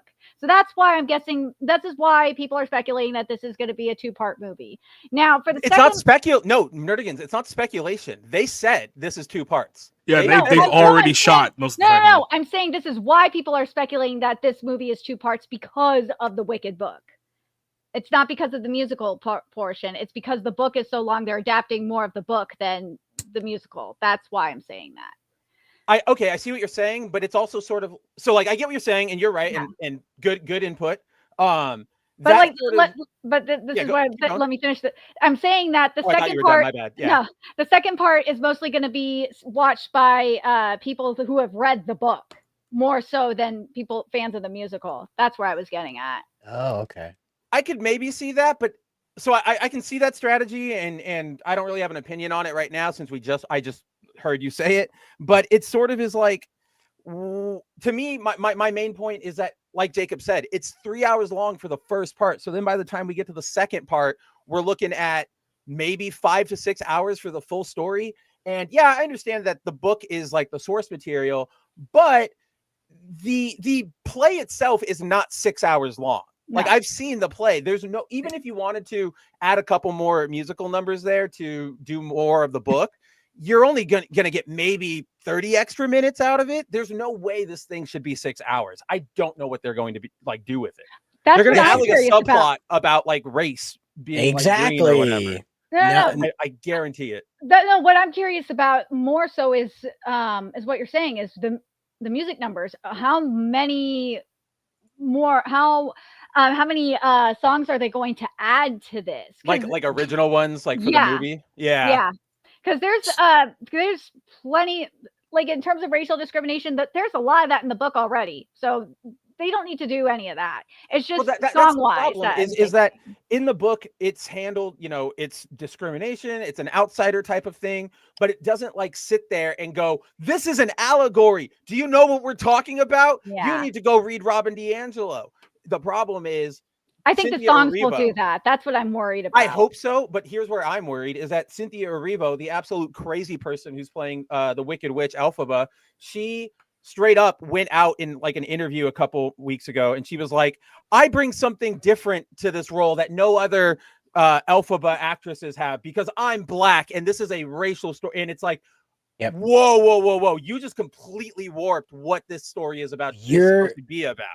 The first 3 hours of this movie are going to take place at that academy. And the second movie is going to interlude in the middle of a flashback that the first movie will end as part of. No. So I don't have the Cider Predicts video loaded up in the library at the moment. I got rid of it because I thought we were done with the MCU for a while, but here we go with Wicked. So what your feels talents like, are not just limited to Disney, my friend. apparently, it's wherever the Well, milk what's even goes. worse than that is like the elephant in the room here is that the marketing intention and like the promotion hasn't been anything about the movie like whatsoever. Like Correct. one, it's either been about Cynthia's meltdown about the poster that got redid a few weeks back that she didn't realize was about the Broadway poster. She just thought someone was taking her out because she's black. And then the other aspect of this is that everyone thinks that Ariana Grande is actively dying, and that's been like the number one talk about it. It's like scary. It's like genuinely. She's starting to look like Chadwick Boseman before he croaked, which is why people are so concerned. It's like, is she okay?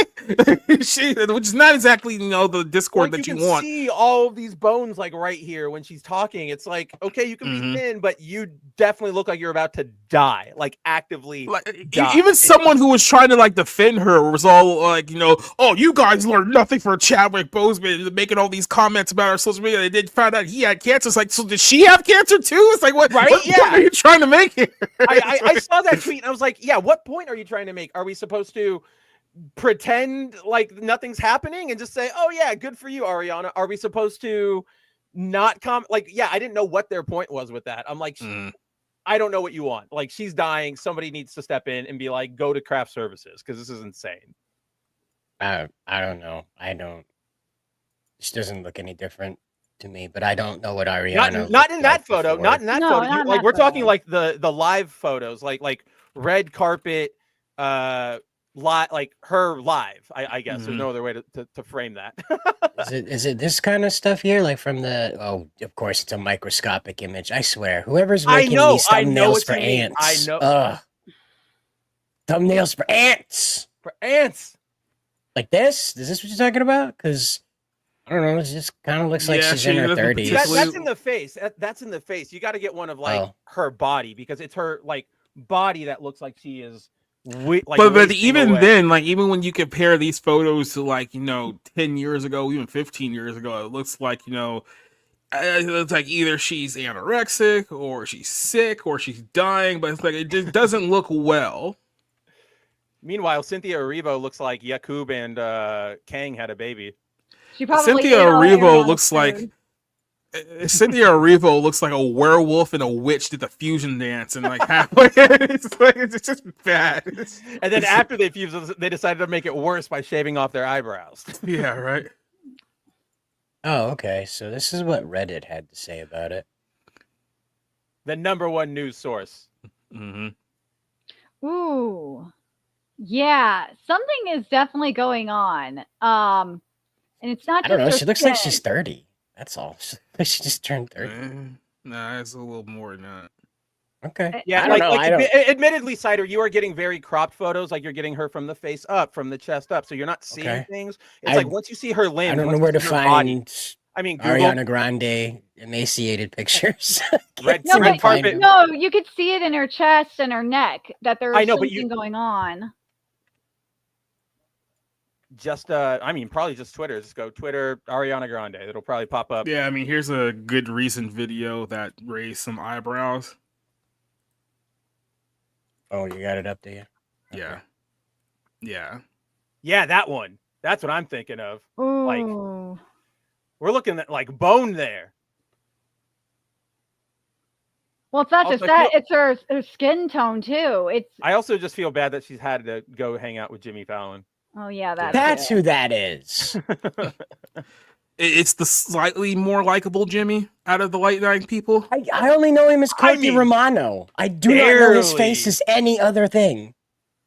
That's what I think of him as too. Again, like I'm sorry, I live in Maine. A lot of women do meth around here. I guess I don't know, but when they hit 30, you're a bad target demographic for when they hit 30, they look like this. They either balloon up and. They either That's not a balloon good up argument. into Side is just like into every John woman I know Madden looks like with- how she's on meth. we either balloon up into John Madden with tits, or they turn into that. You know, the scarecrow the with a problem wig. is, that's not healthy. So to look at Ariana and be like, "Oh, you look like just like the meth heads around me." Like, is that is that great? You look like all the other cactus-living crackheads that are here. Oh my God, Spencer, like, and Jacob too. You probably are gonna get this reference, but remember when Lindsay Lohan, before she like went off and did coke, like how tan she looked and how healthy she looked, kind of like Ariana. Well, Ariana was thinner, but doesn't this kind of like give you that a little bit? Where Ariana, when she was younger, she looked tan, she looked fit, and all that, and now she looks pale, she looks thin and She looks like one of those worms from the Men in Black movies. Like that's what she looks like here in this photo. It's not great. Yeah, I got a feeling there's Where's some the coffee, Jimmy? Yeah, where's the coffee? I feel like there's some cocaine. He doesn't know probably what a involved coffee is. in Let's here. go. I just feel like there is cocaine and probably alcohol involved, but more likely just cocaine. It could be, like I said, it's Hollywood, so it could be a myriad of things. It could be cocaine, it could be booze, it could be cancer, it could be, just being anorexic, it could be satanic rituals. I mean, you really don't know at this point. Adrenochrome withdrawal. Yeah, exactly. I mean, anything you tell me the actual problem is, I probably believe it at this point. That's how far off the reservation we are. How bad it is, yeah. Anything you say, I would be inclined to believe you. Speaking of bad, we do have historic news from the Horizon Zero Dawn lovers section of the Lego fandom. Now, if you don't know, Lego is a very popular brand. It has been since they started making games, before they started licensing out to even Star Wars. Lego had a bunch of PC games. I want to say it started with like Windows 98. It didn't even wait for XP and the Millennium Edition. It was a very early PC game that you could get. Very limited, of course, because back then that's how they were. Yeah, Yes, it was right. Lego Island and then like And, Lego City Heroes, right? Yeah, Lego City Heroes, and then you had the adventurer guy, that Chip something or other. I think is what his name was. Brick. It was Brick something or other. But Of course, it has to be Brick. Come on. but yeah, so he was that was the thing that they did with it. But again, so then they got into the licensing, and Lego had like this massive like influx of cash come in, as just about everybody and their brother wanted to have a tie-in with Lego. And the Star Wars ones were very popular, but they also had other ones tie in. I think I want to say that at one point there was a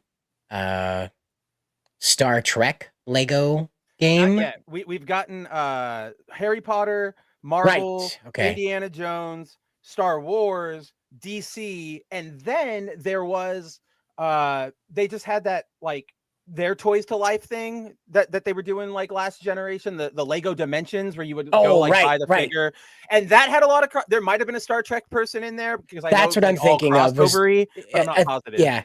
I think it was that you had like when you locked in like the Kirk and Spock toys, you had like the Enterprise. You could play the video game, the Lego Universe video game there with them.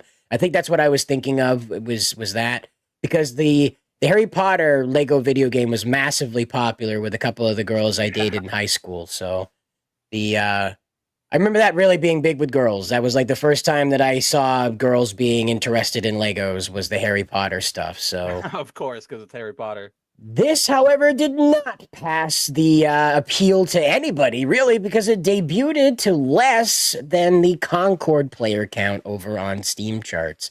And that's not good, because Concord had 600 max players when it came out, a little bit over 600. And this apparently had less than that. So even if it was just 500, that is terrible. If you don't know, Horizon Zero Dawn was a massive, massive property for Sony. It mostly revitalized. Well, it mostly revitalized their AAA effort when it came out. It's literally the reason why they don't make Killzone video games anymore. They It just actually said that is, yeah. Yeah, and so now Herman Hulse, the guy we've been talking about, was formerly the head of that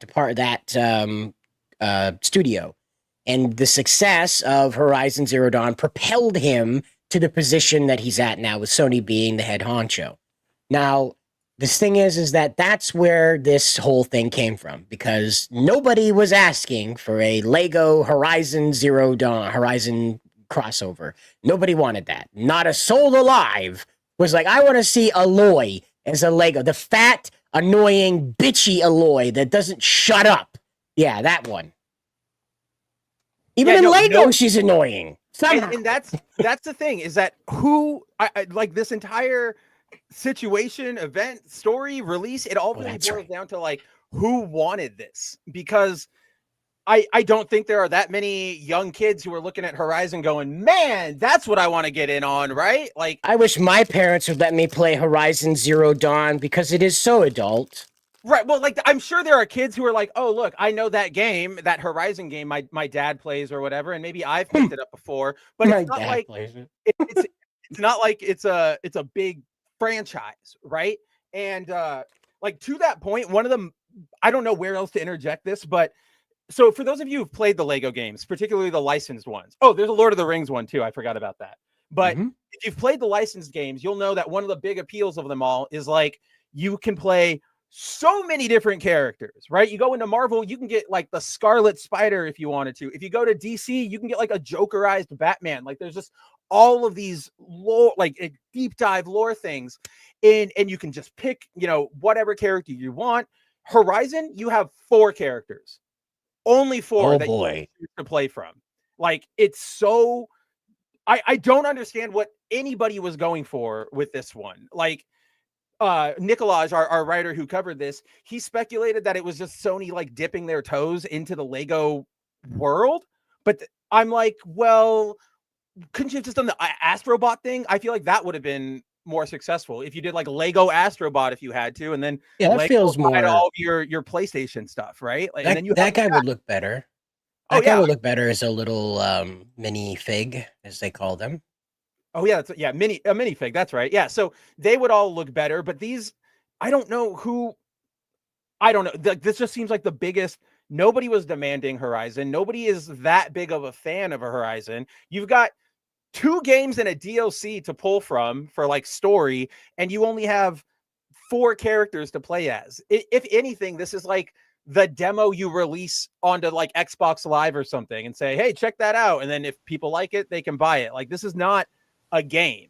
And so not only is it not really a game, but they're charging $70 whatever the max price is in your territory. Yeah, like, this is a full-on release that apparently maybe you can beat in a day if it takes you that long. Like, there's nothing here. There's no content. There's no substance.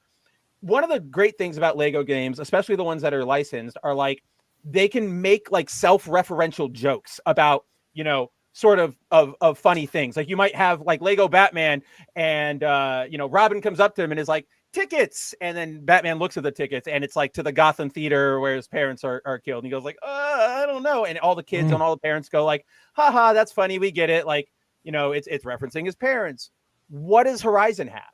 It doesn't have anything like that. So what they did is they like wholesale invent Lego-ified personality traits for these characters. So like Lego Batman is a simplified version of Batman. Lego Aloy is not a simplified version of Aloy. She's more like all the characters are written like 2000s random characters, right? Like LOL, XD, so random. For example, like Aloy, her whole big running gag in Lego Horizon is, boy, I love pickle sandwiches. Sandwiches aren't really that big of a thing in the Horizon world. She's never mentioned pickles before. Like, this isn't a thing.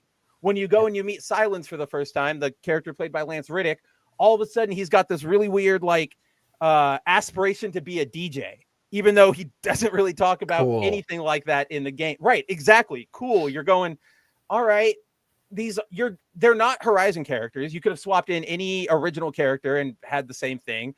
And so you're just sort of left with like, it's clear they're trying to appeal to kids, but I don't even think kids would like this. I think even kids would be like, where's Batman? Where's Superman? Where's Spider-Man? Speaking of, why isn't there a Lego Superman game? Well, Lego DC. No, but he's in it. Well, there's Lego Batman. Why not Lego Superman? There hasn't been a Superman standalone game in years. Well, you know what? You can blame Superman 64 for that. Yeah, got that. No, but Nerdigans, it's because that line started as Lego Batman. So instead of just, you know, doing Lego Batman, Lego Superman, Lego Flash, they just kept Lego Batman going. as like the main brand, and now it's like all DC. It hasn't just been Batman since #1. So Batman's yeah, way more of a sell than Superman. I'm a Superman fan. I love the guy, but that's just facts. yeah. Well, and again, like Superman is a difficult character to move into the video game realm. Well, no, I have to say, if you're playing Superman 64, he plays Superman 64. He's a difficult character to actually move. To remember those actually, controls? Yeah, it's not so much that Superman is difficult to like make into a playable character. What it is the story dynamic is difficult because Superman doesn't kill, and so not that Batman does in the game, but Well, that's the thing. I'm referring more about more globally about why we don't have a Superman game. Rockstar mentioned that they were going to try Rocksteady, whoever did the Batman Arkham games, mentioned they were going to try a Superman game. They were putting one together, and that was like, I don't know, almost 10 years ago now that they mentioned that. That was before Arkham Knight came out, and they just can't do it because Superman can't have a morality meter on the side to measure just how hard you're beating some man's ass, and if you're going too far doing it or not. And that's the crux of Superman, is that you don't beat a man's ass too hard. So I'll push back against that because the no thing, all the video games that superheroes are in right now, no matter how brutally they depict things, and all of us go, are you sure? They all technically say nobody's dying. So Arkham, nobody dies there. Spider-Man 1 and 2, nobody dies there. That's not really the hard part of the dynamic, because if you guys, I don't know if you guys know this, but the Brandon Routh movie, Superman Returns, that actually got a tie-in video game. And it was not bad. It wasn't the greatest, but it was a way better than Superman 64. And you could sort of see like, here's the bones of something that some developer could build on someday to make a good Superman game. Like you could fly up you could fly wherever you wanted in Metropolis. If there was an enemy on like the other side of the map, you could like lock in and Superman would like laser shoot over there and like punch him to start the fight. Like there was a lot of good stuff there. And they got around the enemy thing by just doing like, Brainiac drones, robots. So you can do that. The harder thing is Superman's just too powerful. It's really hard to convince somebody like, oh yeah, go find 3 key cards to unlock this door when you're like, I'm Superman. Why can't I just walk right through it? Like, unless you started the game doing something like, oh, he got kryptonite herpes or something, then otherwise you're just going to have the most broken character possible. Which is cool, but only really lasts for like half an hour of gameplay. Which is why we need to create a video game called Superman Punches People into the Sun. You know how many units that would sell? That's called Brightburn. Yeah, right. But, the game, the thing about that is what I brought up about that is that the morality meter, that would be the only thing that would keep keep Superman's power, you as a player, in check. Is that you'd have to restart the level if your morality meter got to 0, like in GTA when you start horsing around, you get all those stars. The morality meter would show up, and like Dan Durbin shows up and says, "Superman, we gotta bring you in," and then game over. It starts to does the whole level over. Because that's the only way to do it. That's the only way to hold Superman down. Instead of I was laughing because it's like because in GTA, when you get like the stars or whatever, the police come after you and you can like run and hide or whatever. In Superman, I just imagine it'd be like, Superman, stop, and just he stops right there and it's instant like, game over. Right, restart. Yeah, exactly. Yeah. You don't even run. You don't even get a chance. It's just a cutscene of Dan Durbin say, "You gotta come with me, Superman. It's over." And then, yeah, game over. Morality test failed. And that's the only thing you could do to hold the character to like not turning into Omni-Man when you got bored with the mission.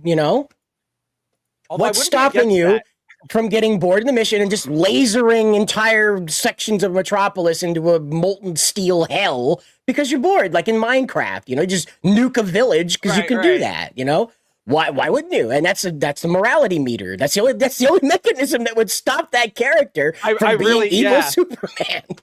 I really can't think of, except for something dumb, like I was saying, like some kryptonite MacGuffin, which all of us would roll our eyes at. Like, I think you're right, Cider. I think that's really the only way you can sort of put a limitation on him or present the player with a challenge, because otherwise, yeah, it's just, I'm here, I win. Goodbye. It's like you're punching Mogul in the face. Just bam, bam, bam, and the morality meter's going, "Oh, okay, I gotta stop punching him. I'm beating his ass too hard." Yeah. But then I want an option, Cider. If they do that, I want an option where you can go, if you go like too far past that meter, like then he looks at him and he's like, oh man, you're like way more mangled than I thought you were gonna be. Yeah, and the morality meter goes way, way, way down. Boom. But so speaking of getting your ass beat, here's Hasbro having theirs handed to them by investors. So guys, if you haven't seen this or you haven't really kept up with Hasbro over the past few years, they are not in a good place at all. Like all of their major brands are currently on fire to some degree. So they have Power Rangers, which Cider and I have covered for months now. Obviously, I was the one who caught that they were sort of done with Power Rangers, that they didn't really want Power Rangers. Cider has been on the post beat, I guess. Like he was covering the auctions earlier. He wrote a fantastic article that keeps getting amazing traffic about the like legacy of Power Rangers. But long story short, they bought Power Rangers, didn't really want Power Rangers, completely fumbled the brand, and now they have licensed the toy production for Power Rangers off to Playmobil. Like the really, really awful like kindergarten toys. That's what you get now out of Power Rangers because nobody over there knew what they wanted to do with it. Cider, I think somebody in the chat when you were doing the live auctioning said something along the lines of like, because the auctions actually got surprisingly pretty high. Like we were seeing like multiple thousands, a couple went into the 10,000s. And I think at some point it got to like 1 or 2 million collective, like made from the auction. And somebody in our chat was like, that's not even enough to cover what they paid for the license of Power Rangers, which is bonkers to me. Like these guys fumbled what theoretically should have just been a money-making machine. But no, don't you guys love Mighty Morphin? Well, Mighty Morphin? This one right here is, I have that already pulled up for the next part of the discussion here, so don't worry, we'll talk about the auction. But yes, the situation right here is pretty dire because this is a huge crime in corporate America now that we are very corporatized in how we do our things. This is a massive, massive crime. It's an actual crime. It's not an ethics violation. It's a real deal crime. When you go to your investors and say, hey guys, everything's someone's great. going to jail. Right. When you're the dog and like sipping the coffee in the room full of flaming stuff, you say, this is fine. That's actually illegal. You can't do that. You actually have to say the room is on fire, you know? And so I just want to point out, this came after, I believe it was in 21, that Project Veritas sat down with one of Hasbro's, I think it was toy designer, HR, someone from the guts of Hasbro that explained that the whole company, top to bottom, was embracing critical race theory. And so we see more of this attitude of just absconding with profit in order to embrace this sort of agenda-driven attitude. Once again, toxic positivity. Guys, any day now, that modern audience is going to find our Black Aragon, and they're going to love it, and they're going to buy millions of cards of it, and it's going to be the most valuable Magic card that ever existed, ever. And then that doesn't happen. And so, again, this is the kind of repetitive situation. I keep telling people when they show up to the streams and want to talk about this and catch me on Twitter, it's the turning of the soil. This is what happens. Every 100 years or so, what is established, considered the mainstream, gets turned on its head and thrown into the dustbin of history, and what is considered indie and outsiders become the mainstream. And that's just about every 100 years with media in general. There's this tilling of the soil that happens where everything you know to be real is put into the dustbin of history. It's over. And it will probably come for Hasbro sooner than later. So for those of you who haven't checked out the actual lawsuit yet or haven't checked out this article, A, go read it right now. B, basically a pension fund for a bunch of firefighters down in Miami. They are suing Hasbro, and it's a class action lawsuit. So once it finally gets approved and assigned and everything, it will become open to everybody. If you're a Hasbro investor, you'll probably get a letter in the mail that says, would you like to join this lawsuit?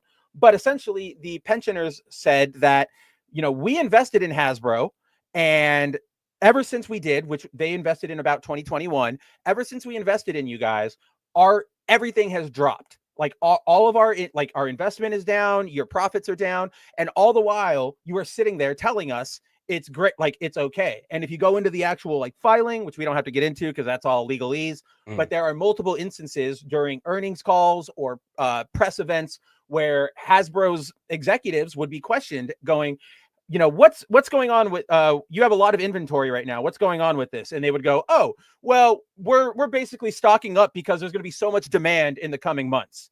And that's kind of what they rolled with for a long time. Inventory would keep building up at stores, and Hasbro would just keep saying, the demand's coming, people are going to love this, do not worry, they're coming.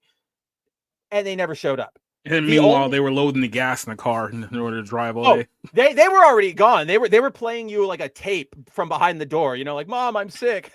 I can't go to school. Like that's what they were doing. Bueller. Yeah, exactly. They were gone. So that or what am I trying to say? Like that recap shouldn't really come as a surprise to any of us in this sphere, because if we've been in this sphere, we've seen over the last few years, Power Rangers merch is, well, that's just gone, as we'll get into.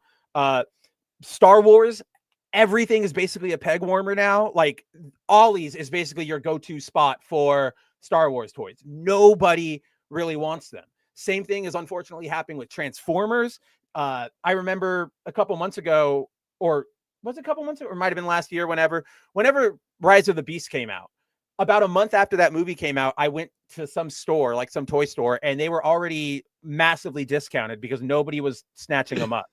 Like, for good reason. That movie kind of sucks, which is really disappointing to me.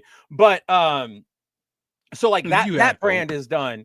The Marvel Legends is what they're sort of focusing on now, and that's probably doing okay-ish because they keep making them, but they're not really selling, you know. Those aren't the toys that kids go to the toy aisle and they go, oh, Mom, can I get the $20 Spider-Man toy? Moms are going to go, are you insane? You're 4. No, you can have the $10 plastic one that's arms only go up and down, right? So none of their main products are moving. And when it comes to Magic, they have this awful problem with Magic right now where they don't let product sort of sit. They'll release a set, and then the set will be out for about 2 weeks. So everybody goes, okay, what are the strategies? What's the meta? What are all these cards worth? And then after those 2 weeks, new set incoming, everybody get ready. It's out in a month. So everybody goes like, what are we supposed to do? We just got this one. Like I can go to my local game store right now and the walls are just lined with unopened commander decks and booster boxes. That Hasbro is in this weird spot where they think that just by making it, you'll come. If we make it, they will come. But nobody's Kevin Costnering this, and nobody wants to come buy their products. So now they're in the poop. They're in the very big poop, because like Cider said, this isn't just an oopsie. This isn't going to be like just a fine. This is going to be big because they're violating the Securities Act, because they're intentionally, willfully, with knowledge, like lying to their investors. Which is the worst kind of lying. Yeah, technically the worst kind of lying. But I do want to mention this real quick. I'm sorry. Yeah. But in regards to some of the decks, though, when I think it was during New York Comic Con when they announced the Marvel decks, I asked Magic fans if they were interested in this, if they were excited about these decks, and they're like, yes, this is what we wanted. And you're holding them.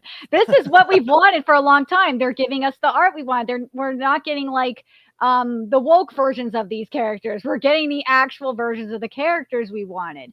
And in terms of the toy lines, it's been, from what I've seen, and probably Spencer has seen on the toy hunts and whatnot, it's been very hit or miss with Marvel Legends as of late.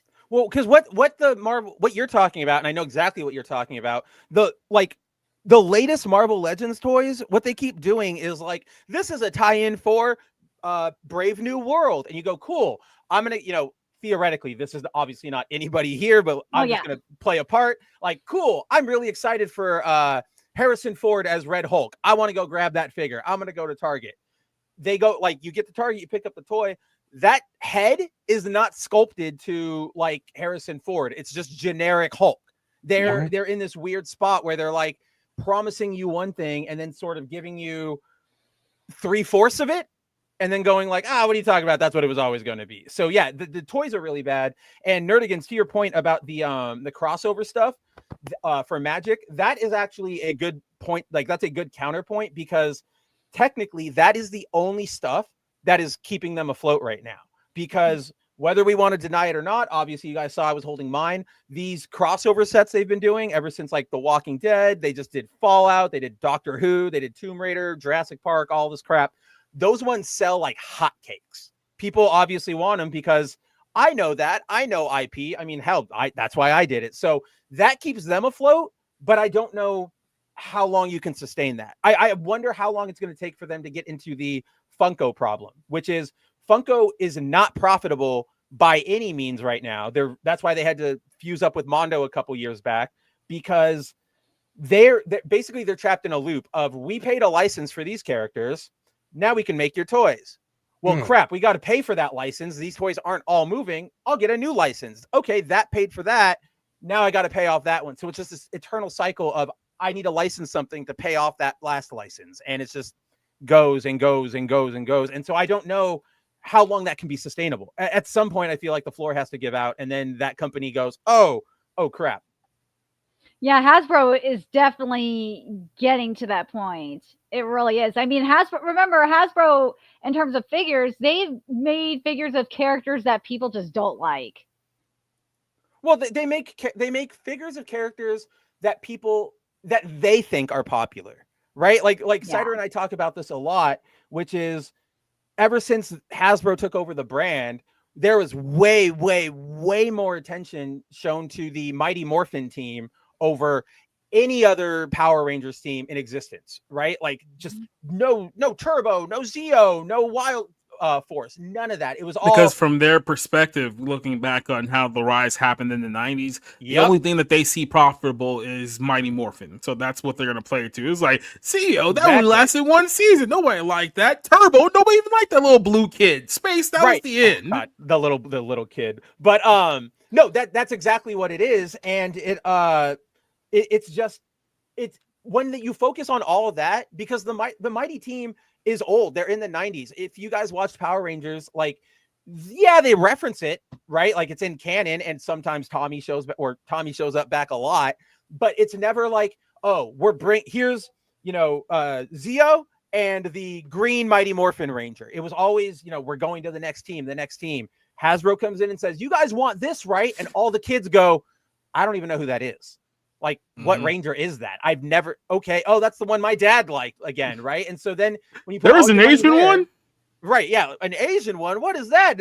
They made it yellow. Time to go to Twitter. But they keep relying on Mighty Morphin, and the key demographic has moved past that. The kids, they don't know Mighty Morphin like we do. So yeah, their toy production is just in shambles. All of their marketing direction is wrong. I don't know. I genuinely don't know what's happening over there. It's so well, I'll weird. tell you, no more Power Rangers. That's what's happening over there. Power Rangers. The situation has finally reached critical. Yesterday was the last day of the Power Rangers Heritage Auction that featured over 600 lots that liquidated the entirety of what remained of the 30-year on-screen used props, suits, and accessories.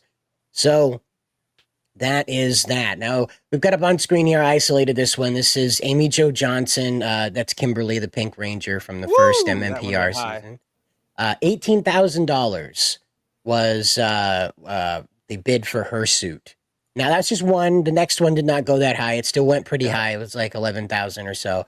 But this one, for whatever reason, out of the gate, was the one that people wanted. And I'm not sure, because the helmet doesn't match the suit. And maybe that's what makes it unique. I'm not sure. But you have to remember. So I actually learned something about that, Cider. And this is just an aside. It's not like saying you're wrong or anything. I learned that why some of these look mismatched like that is because the color and the lens. Well, no, it's that a lot of these suits, like these suits that you're seeing at Heritage, are sort of mashups of various different production suits, right? So you might, like, for the Green Ranger, I know that they did like the original like helmet, but then the Dragon Shield was one that they produced for the American suit, and then like one of the boots was one that they used on like the movie for test shots. So some of these are completely like genuine and the full thing. Some of them are Heritage going like, what do we got?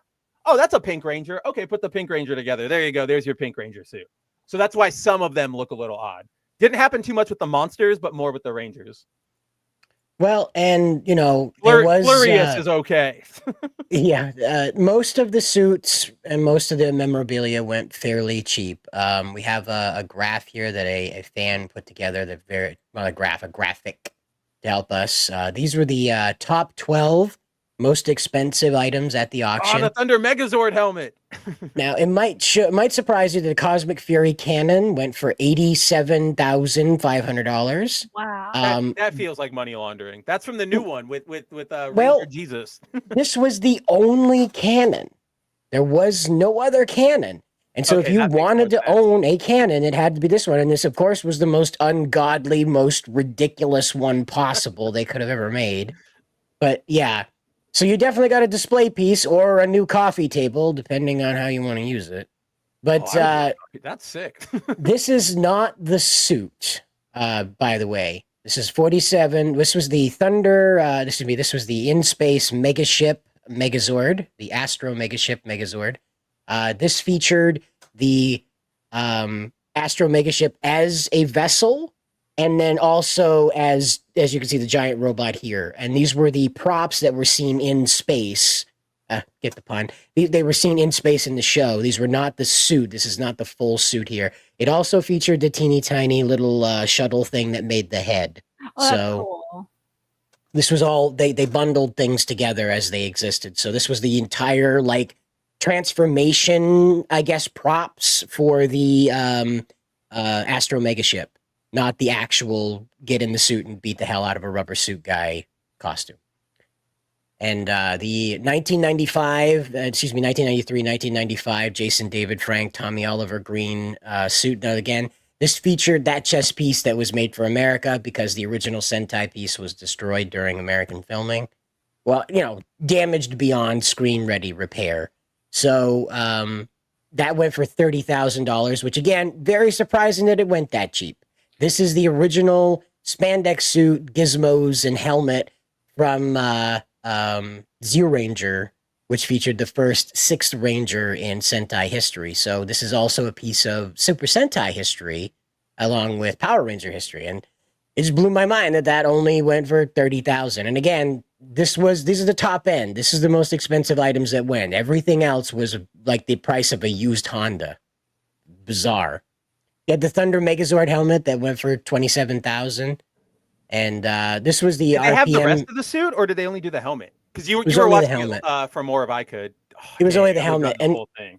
Well, I don't think it survived. You got to remember, most of the end of the show, That's right. Yeah, they would blow the fuck out of the things. You know, just blast the damn things to pieces.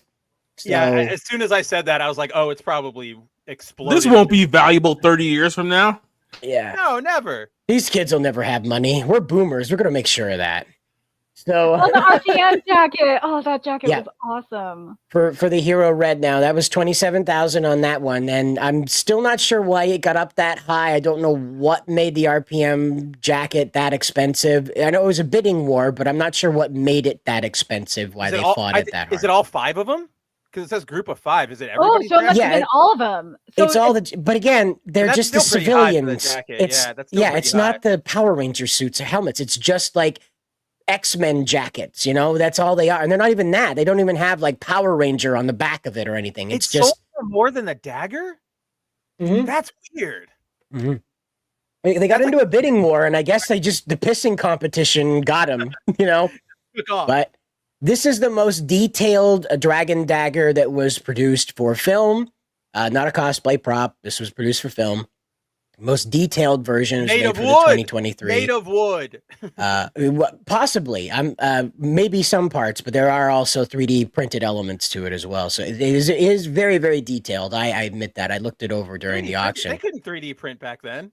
This is 2023. This was made for Once and Always. Oh, okay. Then yeah, okay, yeah. Then I'm wrong. So this has been the most detailed one ever made for screen, and so that's why it went for 23,000. It's a very, very valuable one. Now there is word that there is a dinged, dented, and broken auction that's coming up for stuff that didn't make it through filming, but you might want to have just for funsies. I bet that there's a few broken dragon daggers because I can tell you whoever was doing the suit acting for Tommy really meant it when he was waving that sucker around. He really went in for it. He was having fun. Yeah, and that's the American footage too. So that's the other thing. So yes, yeah. Again, this is I always get her name wrong. It's Toy, right? I don't know, but for Trini. Her real name. Yeah, Toy, Ty, something like. I'm not. Yeah, I remember. I just call her Trini. Yeah, it's Trini. Trini's suit again, 23,000. The Kimberly Hart suit went for 22,000 when all was said and done. That was the suit I showed you there at the auction video.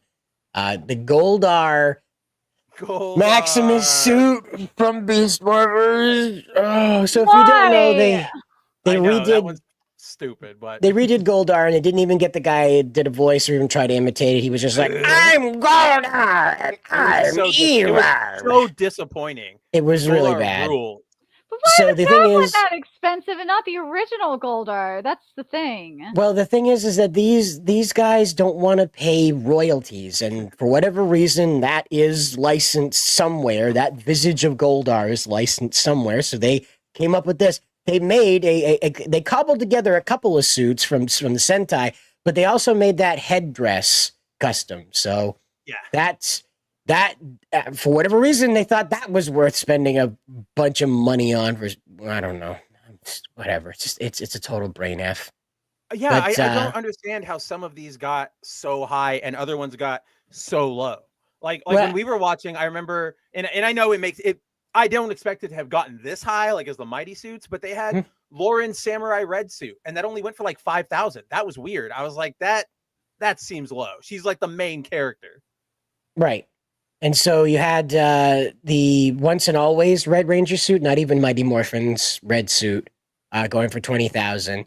That's weird. And again, I'm still astonished. I don't know what this means. The Cosmic Fury Javi suit from the very last season of Power Rangers went for 20,000. It's not even the Red Ranger suit that went for like 14,000. That's who liked that last season enough for that. Well, there's the word is that the people that bought the red suit, that's someone that didn't even interact with the live auction. They put in a They gigantic, just like walked up, yeah. well, they put in a gigantic pre-bid. They came in and they said, "I will pay 15,000 for this," just when it was initial bid time, and nobody wanted to compete with that, so they won without ever even being present at the auction. So that woman didn't get her suit. Now, the guy that did win this was for a museum. So they want to put it off in the museum. Likewise, this is for a museum private collector, which is who I want to introduce you to next. Anubis Kruger. Right. That was that's his real name. Yes. I know. So this was a collection of each season's most expensive item was at the auction. So, of course, Mighty Morphin's $30K for the Green Ranger. The movie was $16K for the white suit. Surprised about Zeo was $8,000 for Tommy's Zeo 5 suit. For Turbo Red, you had $10K on that suit. Of course, $47,000 for the That one makes sense, yeah. Astro Megaship transformation. Now, this was all 5 Quasar Sabers that was with this, as well as some other accessory I can't remember at the moment that was with this. Probably like their Morpher or something, or probably not. They probably would have done a lot. No, I think you're right. I think it was the Morphers and the swords because they were used together. You remember they had to use the swords, yeah. Right, yeah. Quasar Sabers with the swords. I'm So surprised it wasn't more than 11K. I thought it would go for 15. believe me, the numbers were crazy for these. Just, a lot of people thought they couldn't afford this stuff and they were kicking themselves in the ass last night. They were like, I could have bought everything. It was absolutely within my price range. They thought it was going to go for hundreds of thousands. Yeah. So Lightspeed Rescue, 8,000 on that suit. The helmet for the Quantum Ranger. I always want to call him Time Fire, but his name is. I don't know why I do Quantum. that too. It's because it's cooler than Quantum Ranger. That's why. No, it's it is. cooler. Yeah. and so you have Wild Force with Blue. 10,000. Now this one surprised me because I did not expect Wild Force to command that kind of dedication. But it is the last Saban series before Disney bought it. So Yeah, that's why I remember that one being particularly big among youngsters. Well, that's why Now- I'm kind of surprised that more of RPM stuff didn't go higher because that was the last Disney one before Right. it went back to Saban. Well, apparently what was going on is that the people in the room were working with each other. And they weren't exactly buddies, but they kind of made a decision like, you leave me alone on that one, I'll leave you alone on that one. And that's kind of how it went. I have yet to figure out why this one got so expensive. This was like I don't get this. C-level henchwoman character, absolute side character in Ninja Storm. May have been the actress that bidded on it and then it got into a war. I don't know, but it just blows my mind that that was the one. But it is. I can't wrap my head around that one. I don't even have like a speculation as to why that one did so well. So obviously, to be expected, the fighting spirit Green Ranger suit from Dino Thunder, while Tommy is convincing himself he's worthy of being the Black Ranger now, that went for $12,000. What remained of the Doggy Kruger animatronic suit, which again, very well done. I'm surprised at how much craftsmanship Disney put into this, considering it was a children's television show in the mid-aughts, the mid-early 2000s. And this is held up remarkably well, considering most of that face flexed and moved for about 50 episodes. This is back when they had the big long runs, almost 40 episodes were the Power Rangers. So that was moving all the time. And of course, they were doing blooper reels where we would say dumb things on purpose and stuff. So there's a lot of use of that face, and that's only as much as it's broke down over 20 years. So, yeah, that's where we're at on that one. That went for $18,700. This was Udana's transformation staff, winter right? staff. And for whatever reason, that one got jacked up through. Now, that was all the staffs together, all of the transformation staffs together. But I still don't get why it got up to 16,000. Once again, we got into a bidding war. I watched it happen. That's really what drove this up. It was a bidding war. Again, Operation Overdrive, not that great. People tend to try and forget it existed. I know I try to. But this suit, Operation Overdrive Silver, probably one of the best designed suits in Sentai in Power Rangers history. Just absolutely gorgeous suit from every angle. They had flashing LEDs up in the head to make it look like it had the siren lights on. It had siren lights on the shoulders. That silver cast against emergency orange and the black stripe down the middle. It's absolute perfection. Just beautiful. So, and now for Jungle Fury, the Jared costume. Oh, I hate this so much. Who's our villain this year? Jared. You mean from Subway? Jared. No. Kinda, but no. Kinda. But yeah, that went for 13,000. Again, a bidding war happened over that. What was happening is that there were two bidders that were just basically buying up whole seasons. Like everything going for that season, they would just swath it. And because their bid would some jump, damn Saudi prince somewhere, you know it. No, actually, they introduced themselves. One guy, I'll introduce you to Bidder 102. He'd never expressed himself in the Power Rangers fandom, and he just had a bunch of money from his investments, and he decided, I like Power Rangers, and I don't want this stuff to end up in a dumpster, least of all a space dumpster. So the jacket went for 27,000, as we noted. 10,000 for the Power Rangers Samurai Megazord mode armor. Again, I'm a little confused. I don't quite understand why that one went that high, but I'm also astonished that it didn't go higher as well, because considering it is a totally custom unit, Neo Saban made this. This did not come from Japan. They made this to be for the Megazord scenes, and they created a custom Megazord cockpit. It's everybody's standing up like they're at a debate stage, like a debate-a-thon, and they're piloting the Megazord by waggling their hand over their sword, because we can't be bothered to put them in a chair. It'd be ridiculous to say that they're piloting it. It always bugged me post. I think it was post movie. Actually, it might have just been all of Mighty Morphin. But when they would just use the crystals and then plug it in, and they're like, "That's the key." I'm like, "You got to turn it. You got to do something. You can't just put it on the counter there." No, at a certain point, they even admitted that's like, look, once we got to the first few episodes, you guys get the drift. We're not doing this all over again. And so, Megaforce was the highest Megaforce, which Megaforce included no, it didn't actually. It did not. So that was this one. So here's Megaforce. with just Ghost Sager, right? The Ghost Sager stuff, of course. Ghost Sager kind of has a weak design as far as a lot of Sentai is concerned. It's dynamic, but it's just kind of flat. It's kind of flat. Oh my god, the Beetleborg helmet. That's so Yep, the Beetleborg helmets made it so through. random. Like you Well- have Power Rangers and then there's like a Beetleborg. It's like what? Because they're all Saban, like they're all in a package. Like Right. Saban got Well, them the other all- thing was too is those helmets were bought back during the Forever Red special, and they were used as generals in the Machine Army's Second Rising.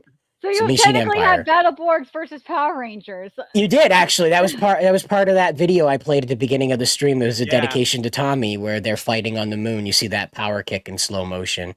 But the Super Mega Force suit for the Silver Ranger went for 52. And now I want to say this. This was the average price for most of the Power Ranger suits that sold. All of them sold, but this was the average price right here. It's about $5,200 was the average price of the Power Ranger suit. And I know you're kicking yourself in the ass right now because just about all, again, it was only like a handful of suits that got above that, and when they did, they went way crazy above it. So most of the suits went for like $5,200. Like Power Rangers SPD, the Omega Ranger suit went for $2,800. I'm not kidding you. It went for 20. Dino Thunder White, the one that has the red visor and the cool chest piece and all the gold and black and white kind of mixture colors, that went for 3,000. Both of the suits went for 3,000, just like nobody cared. But for whatever reason, they had to have this stupid Cosmic Fury fucking thing. I don't get it. So, you're muted, Spencer. They had to have Ultra Goldar. They had to have him. They had to have him. 20,000, 21,000. They had to have him. But then you know? there's the Zed too. That's not even the Mighty Morphin Zed, right? Right. No, that's Correct. That's a late Zed suit. It's a recent production, but we'll get to that one because this one, Dino Charge 9,000. Now this one went over because Kyoryuger, the one that it's based on, is massively popular in Japan. So big. Whatever you do with this suit, you're going to be in good hands. The Ninja Steel villainous suit, I don't understand. I'm still as perplexed with Goldar Maximus. Now, with Dino Fury Zed, this was the suit that was made for Zed's resurrection. They went all the way around Jacob's backfield, not Jacob here, but a different Jacob, Jacob's backfield, in order to resurrect Zed because there's just nobody in the Power Ranger universe that they could possibly create to be a threat. And the He Zed has a that son. Bring him back. the Zed that they made, he's also like mega chunky Zed. Like he's been hitting the gym, man. Like he's been hitting those protein shakes in between like bench pressing Rita. Got jacked, brother. Yeah, he's absolutely Jack Zed. And so that character just vanished. He made like a 1-episode appearance where he manhandled the Power Rangers and he was like, I'm bored. No, they didn't even try David Axelrod. Not David Axelrod. Yeah, it is David Axelrod's voice. They didn't even try it. They did with Robert like Axelrod. Robert, right? They didn't even do Robert. Yeah, David's the news guy. Robert Axelrod. They didn't even try his voice. They're just the obligatory Power Ranger villain voice. They're like, I'm Lord Zed, and I'm gonna beat you up now. Yeah. And he just walks away, and it all happens in a pine tree forest. And I'm absolutely beside myself how that came to be. It's like Power Rangers just suddenly decided it was going to happen in Middle Earth, and I don't know how that came to be. Why can't they film at the reservoir or at the mining place back over in Japan? Right, like the Toei gravel pit. Come on. Yep. And so there's Cosmic Fury, the $87,000 cannon, of course, the once and always $23,000 Dagger. Dragon Dagger. Thank you. My brain waxed over. Yeah, no, it happens to all And of so these were kind of the odds and ends here on the end, and these curiously went for a similar price. I don't think these were exactly both $10,625, but they went for about that price. And these were collections of all the Zord helmets that they had survived. And of course, they were showing all the battle damage where they had set off the firecrackers and things like that on their heads to make it look like they had been I feel like I would want that more than like a nice one. Like I would want to like explode. Like, look, this was some there. worn, torn, like mask and stuff. Yeah, make people think I did something with my life. And so here's the Cosmic Fury Red Ranger. So She did not. I don't. To our knowledge, she did not get this. And like it says right here, this person had no interest in bidding in the live auction. They just set out to hurt that girl's feelings, Oh. and that's what they did. But we did meet a new hero. We did need a new hero. I'd like to introduce you all to Bidder Oh, I didn't know he 102. made like an account and everything. That's Yeah, awesome. he's become a folk hero. This fellow won most of the auction, and he just decided one day. So to little backstory on 102, we don't know what he looks like. We don't know where he comes from. What he's clarified is that he's never surfaced in the Power Ranger fandom before. He doesn't even own any Power Ranger memorabilia. He's just a fan of it, and he heard about this auction. He had the money, and he just decided to buy everything he could related to the property. And that's just what he did. And so he's become a bit of a folk hero for the fans. Like here we have people making fan art of him. See 102 here on the chest. The Kruger suit or Yeah, the Deca suit. very cool. And he's gonna get it. He's gonna get it printed out professionally and hung with the uniforms because he bought all of SPD. This is again get all of it. I didn't know he got all of it. I know he was in the running for it. Wow. So he has all of them, and I'm trying to skip down to fight was rough to get back, safety ground, blah blah blah. So here it is. So here's 102. Here's some information. I'm in my 30s, close to the 30, 40, self-employed. I love Power Rangers. My highest passion lies elsewhere related to my work. I do have the space to reasonably display everything I want. So it's not going to go into a pit, okay? And that's what I wanted to clarify, is all the stuff that he's buying is not going to end up in some hoarder hell. You know, he's not going to end up on a Mr. Beast video getting burned alive for a bunch of, Yeah. It would appear that Bidder 102 is just a hobbyist who is, so crazy. Who is probably a coder. Yeah, seems to be a guy that's a programmer. He's got to be, yeah. Some type of person that's in tech, and like I said, just didn't have any previous experience in any of this. He'd never gone to a convention, never bought fan art, never commissioned anything, never had a helmet. Maybe had a Halloween costume. He never specified anything like that, but as a kid, but really had never been in the Power Rangers fandom, and now he's a folk hero.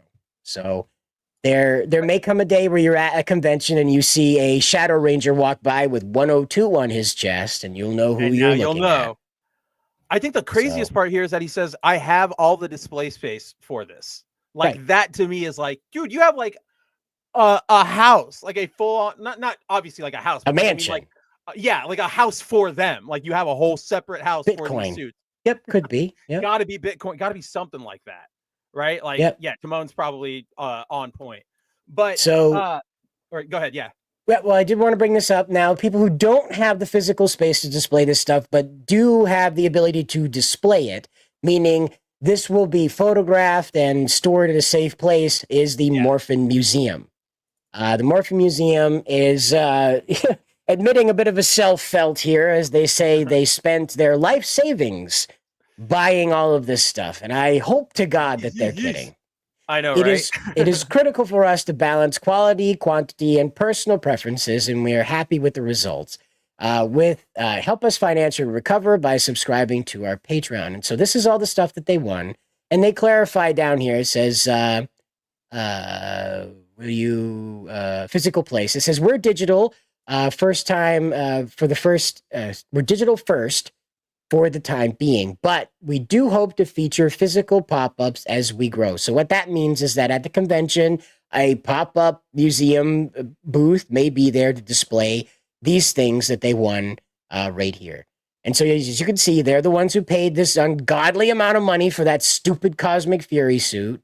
But there you go. They've got the Cosmic Fury morphers. They do not have the balls, though. For whatever reason, they decided to separate those. That's separating the coins from the morpher for whatever reason.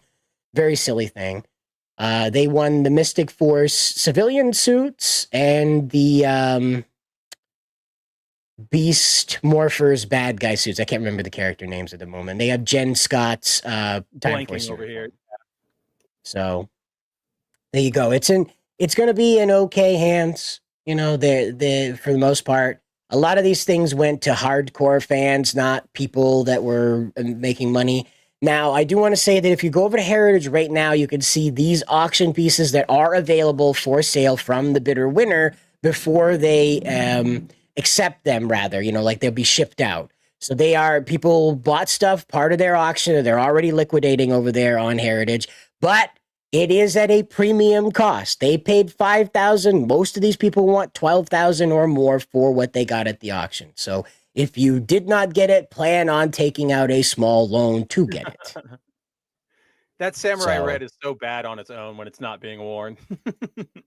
And that's that. That's how that So, works. But before we hop off of Power Rangers, I did want to know, or I did want to address this. Leslie Tarkin in the chat asked, does this mean there are no more Power Ranger shows? And the answer to that is yes. The Cosmic Fury was the last season. They were working on a young adult reboot for Netflix that would have sort of taken Power Rangers back to Mighty Morphin and probably injected it with all the crap we, hate and roll our eyes at. And that fell through a little earlier this year. And then, since right after that happened, Hasbro kind of, they got rid of the IP. They own it. They're still the owners. They still get a profit, but like everything is licensed out to other companies. Obviously, they got rid of everything at Heritage. So there's no plans right now for any new Power Rangers thing, period. You've got the comics that are coming out, and that's about it. And so I wanted to just close this discussion with a picture of the late Stan Lee with the Gokaiger team / Super Mega Force. I love that picture.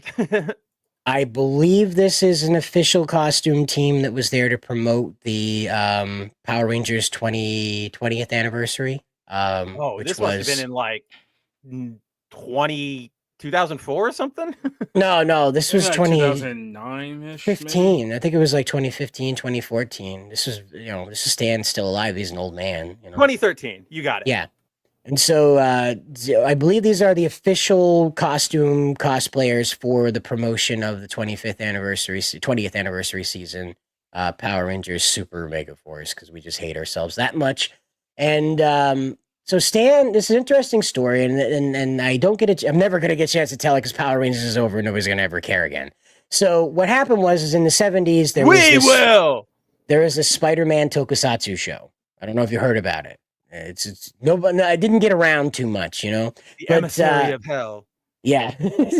So Tokusatsu Spider-Man was something that Stan would go over regularly and just kind of check in on. Not like he was worried about it, but he was just fascinated with all the crazy live-action Spider-Man shenanigans going on.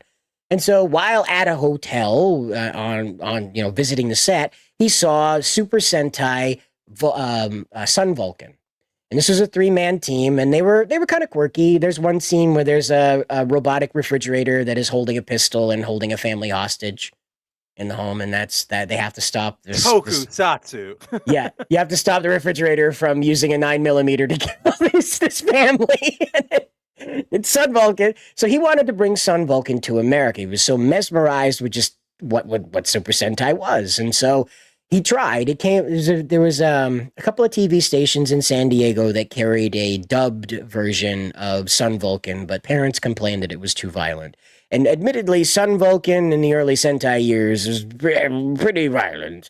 So again, like by children's media standards, there's a lot of blood. I think there was a couple of beheadings. This was before they would like grow into giant monsters. They'd have deployed giant monsters, and they'd like take the head off of henchmen and things like that. It's very little over the top. So what happened is that Stan would later go back to Japan with Margaret. I forget her last name, but Margaret was working with him on the X-Men cartoon, which was animated over there. And so what they decided is they really liked Super Sentai. They were very interested in Kamen Rider property, but there was just no home for it. There just wasn't a space for it. And so enter Fox Kids. That's what Margaret ended up being like the head of for the Fox Corporation. And while sitting down on one fateful day with Hayam Saban, after sitting through his inane, brain-numbing pilots, he finally produced... Isn't like every sit-down with Hayam Saban like a fateful sit-down with Hayam Saban? Yeah, he prefers it that way. That should be on his business card. Be thankful for the fateful sit-down we're having, So my presence is a present. Right, exactly. So Hayam Saban is sitting down with Margaret, and she is watching his very boring pilots for shows to put on Fox Kids. All of a sudden, he steps out and introduces the pilot for a show he's calling Phantoms. And he slips the VHS in there, and all of a sudden, what we recognize as Mighty Morphin Power Rangers roars to life on the screen. There's Austin St. John whipping his hands around, beating the ass off of one of these putty kids. There's Rita hurling her staff to the ground, and a giant robot leaping to life with a guitar solo that'll melt your face.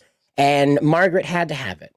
And it became the anchor show behind X-Men on the Fox Kids afternoon block as it debuted in 1993. And thanks to Stan Lee, crazy. Thanks to Stan Lee, there is a was a Power Rangers.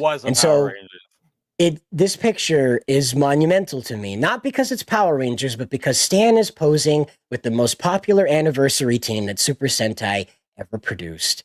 And they paid special attention, not because of him, but they did pay special attention to Sun Vulcan in that series. And I just, it touches me in a special place to see Stan with the Gokaigers, knowing what they symbolize in Japan, not what they symbolize here. So, no, it's all nice. And it's that is sad though. Like, yeah, I don't know. We'll never, I feel like nobody will ever take that risk or that passion on something again, right? Like Stan going, oh, let me try my hand at that. Like, nobody does that anymore. And now they go to what do you call it? Like focus groups and all this. Like, hey, what do you guys think will work? And that's why we get the most bland things possible, because it's all done by committee.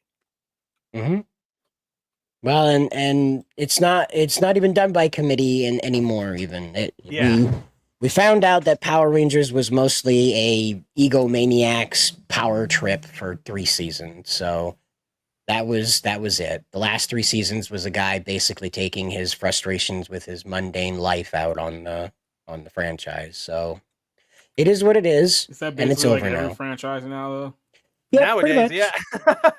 It is what it is, and that's kind of how it's evolved as far as like the future of the franchise. As Spencer said, that there's a comic book out right now, but that's more of an experiment to find out if people even care about this property enough to follow some new idea.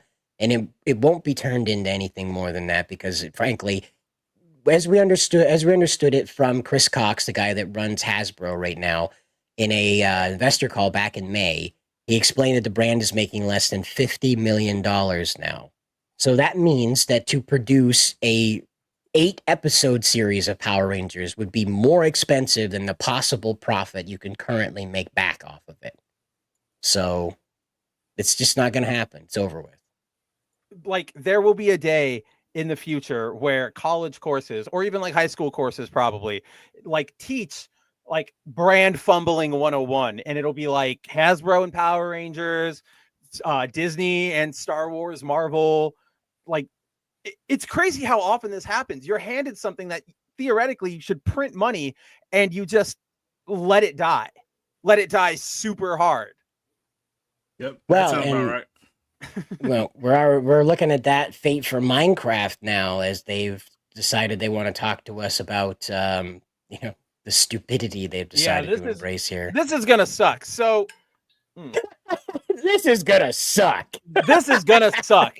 No, I don't think anybody here, I would be genuinely surprised if anybody here on the panel, anybody in the audience, there's probably interest in a Minecraft movie, but not this Minecraft movie, right? I don't think this appeals to anybody. It's the same sort of generic, here's a celebrity, haha, isn't it so funny how weird the world of Minecraft is type of story. Like, we're past that. But to make matters even worse, I know some of you guys out there are parents. You'll probably end up taking your kid to the Minecraft movie. And I'm very, very sorry, because according to the producer and director of this movie, they are going to lean super hard into community humor, right? So that's sort of the crux of the article, is that the producer of the movie, who is an executive on the actual Minecraft team over at Microsoft, came out and he said, this is what we're going to do. We are going to, Jack Black Steve, there's no character there. Steve isn't even a character in Minecraft. He's just a skin. So what are we going to do? We are leaning into humor, and we're going to lean into the humor that's defined the YouTube, like the Minecraft community. Now, one, I think like everybody probably had the same red like light go off, which is like, this is Minecraft humor is weird kid stuff, right? Like it's a lot of like inside jokes. So it's not necessarily funny unless you're specifically in that demographic. Plus, this is community humor and community in jokes as fed through a corporate like filter. So whatever you're going to get is going, even the kids who are like that, this is a reference for you, they're going to be like, that's not how Such a tool bag. Right. Yeah. It'll be like, I don't know what this is. Like, that's why did you change it? Right. And so I don't see anything good ever coming from this. Anytime you do sort of real world, like personality community references in a big project, it never ends up well because it's only appealing to those very specific people who know like that YouTuber, and B, again, once it's run through like a corporate filter, you're probably sanding off all the edges that would make it funny in the first place. So like if we had a joke that was like, if let's say they were making a Bounding movie and Jacob, they go, okay, Jacob, we think it's really funny how you always make fun of Spencer for being a bad driver, for being Asian. And your community loves that. Like, you guys got those jokes. Let's put that in the movie. And we go, okay, that's going to be great. But then they go, well, you can't have jokes about Asians, so it's just going to be about a person, and we don't really want to, insult people. But then I would say drivers. Asians aren't people, so we should be fine. and I would vouch for that, and they would go, no, that's not what the focus group says. But yeah, so by the time it gets on film, the Jacob's character is insulting me, and he's going, you're really bad at making wheels turn because you didn't go through math class or something, and it's just like, what the hell were you even trying to do there? So like there's not a lot to say about this because it is really like, it's Minecraft humor. I don't think any of us have expectations, but to parents out there, I do genuinely feel bad because you're going to have to sit there and go, oh, mommy, look, that's Pig Dumper 49. He's my favorite. And they'll make some community in joke that nobody understands. I don't know. It's just, how like a lot of times when people they watch like sitcoms or people on YouTube and they go, man, it would be so funny if they did a show about my group of friends. That would be hilarious. And then if you ever actually tried, or if they tried to make that, it always ends up with just inside jokes and references that you guys get and find funny, like their group finds funny, but nobody else will. That's kind of what I feel like is going here. So buckle up, I guess, parents. Number one, maybe this is the new number one birth control, is be like, if you have kids, you're gonna have to go see the Minecraft movie, and now we'll plummet birth rates even more. I'm not entirely sure, but just nothing good is gonna come from this. Yeah, and nobody's gonna look at that and think I want to have kids. At Jeff, they're gonna look at that and be like, I want to return the kids that I currently have now. Right? Yeah. They're like, oh man, I'm gonna be good. I'm not gonna reference the various child murderer jokes that I was going to make. Oh God. Or as we like to call them, the orange hat jokes. Yeah, the orange hat jokes. Shout out, buddy. So yeah, hey, no, keep going. On a completely different note, if we're done with Minecraft, we done with Minecraft? I think we're done with Minecraft. Okay, cool. So there's JoJo's Bizarre Adventure creator, Hirohiko Araki, expresses concern regarding AI's effect on manga. We're going to see an increasingly shady world filled with scammers exploiting it. Yeah, so, Nerdigans, this is your story. I didn't change anything. It's all, or I added one thing that was like, you can read JoJo Lands now, but it's all you, so you know what we're talking about. So this is actually not the first mangaka to come out and talk about AI, because this is something that's been happening in Japan for a minute. So for those of you that don't or I should say are not active on Japanese Twitter, something that has been happening is there's been a rise of people that are using AI art to generate actual mangaka's art and counterfeit it. And I think these are some of the same people that are selling it on Mercari as well. But the more scandalous ones that I'm referring to are the ones that are posting it on social media. And it's to the point where even the Manga Association had to get involved. And I think even the Diet might be getting involved too. Yeah, this was a while ago. I saw it on Morikawa's Twitter when this went down. But I totally thought you were going to say, you said Morikawa, and for some reason my mind went Maury Povich. And I'm like, what is he doing talking Maury about any of Povich this? is fighting Yeah. anime? What? No, That's no, why I was like, what happened? No, I'm here? talking about Hajime no Ippo mangaka. No, I know. I I'm know. the dumb one here. I know.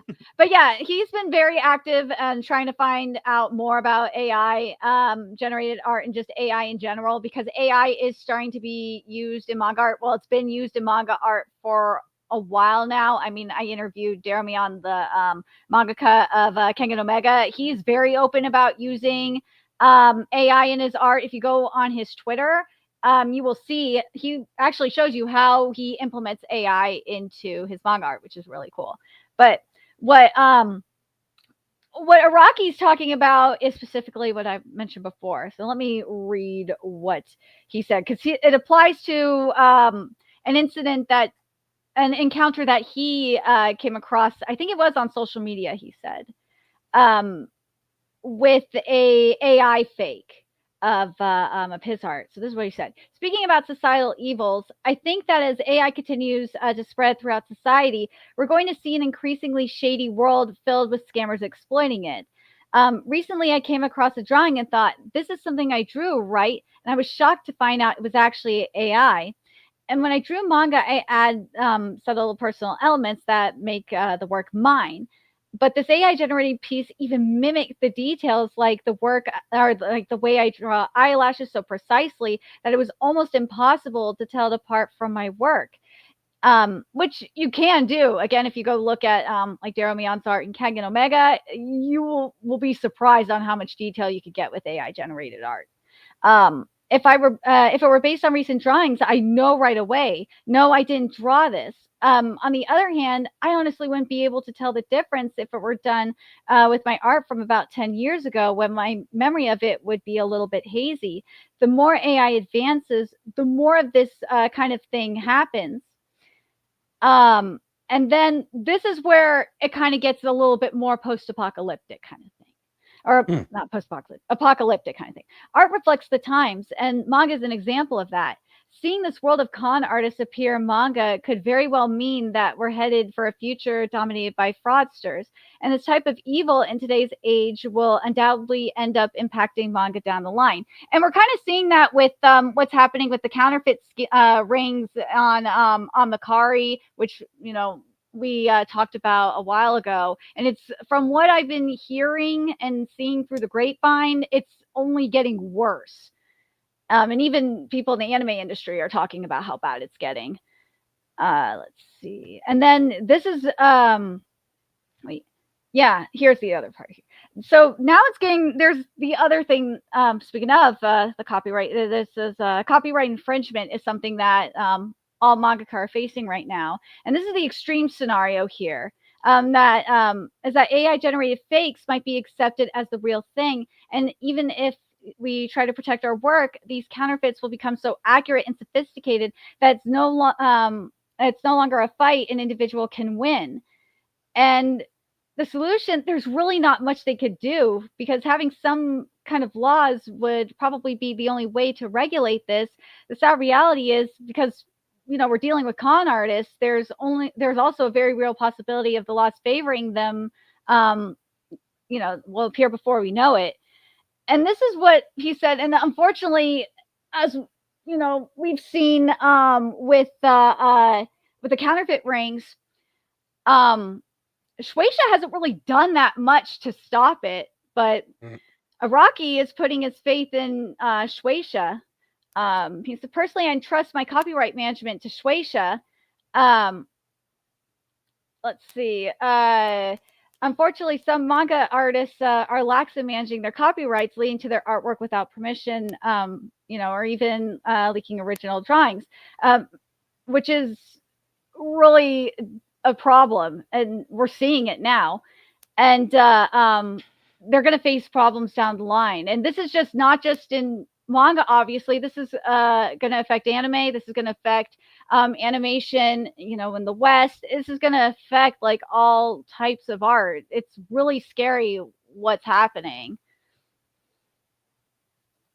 No, yeah. I mean, it is the big problem there is the replication of somebody's art. You know, you could have a Rocky. You could go, hey, make a drawing of the assassin taking out Shinzo Abe in Iraqi style, and then if that goes out there and it looks just like him, he could get in trouble. And in drawings, it's harder to, especially black and white drawings, it's harder to get to recognize that AI sheen, right? Like Cider talked about this a long time ago. Like when you look at the eyes of an AI thing, you can tell it's like there's no humanity behind it. But it's harder to do that in black and white.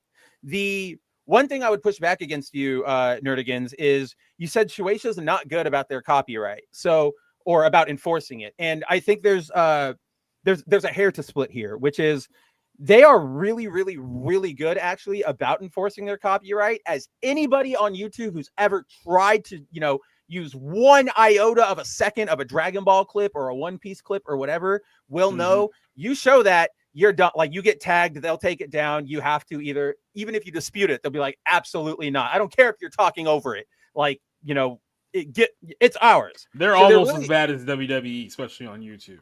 Oh, I haven't even experienced. Is WWE bad? I would imagine they are. Like, yeah, WWE is really bad, but yeah, you play like 5 seconds of their video on your stream, and they'll take it down live on the air. Like, that's how they send Triple H to your house right then and there.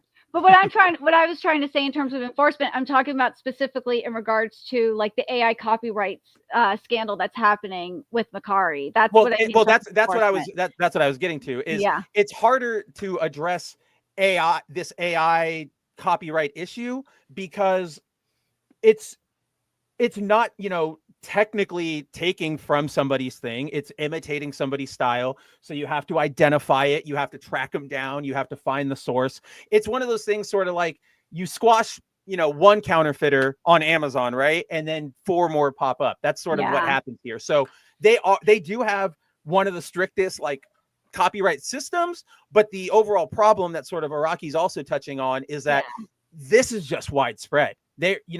We see it sort of now, right? Nerdigans, we can go on Amazon and I'll search, let's say, like a Nami phone case, right? Nami One Piece phone case, and everything that'll come back is, it looks great. Like, these are really nice art pieces, but they're stolen from somebody, right? Like, it's a piece of fan art that they just grabbed and they snagged on there.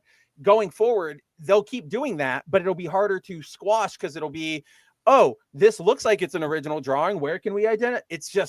It's going to be hard. It's something that I'm glad I don't have to litigate.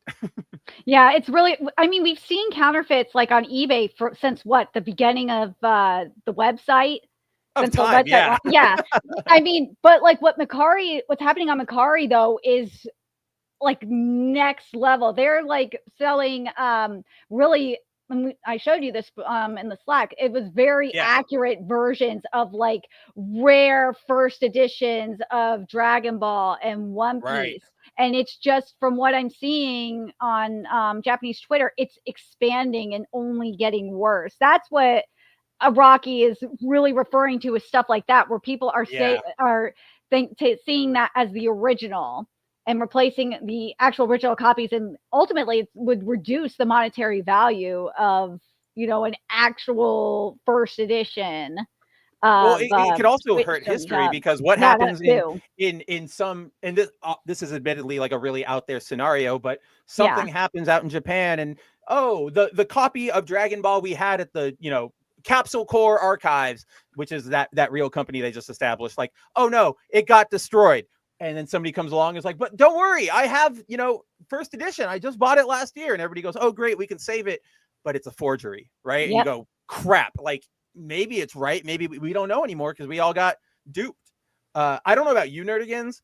Like, that's such a, like, duplication and counterfeiting is such a big problem in nerd, like, spheres, like nerd hobbyism. Yeah. I've never trusted it since I played, like, Pokemon.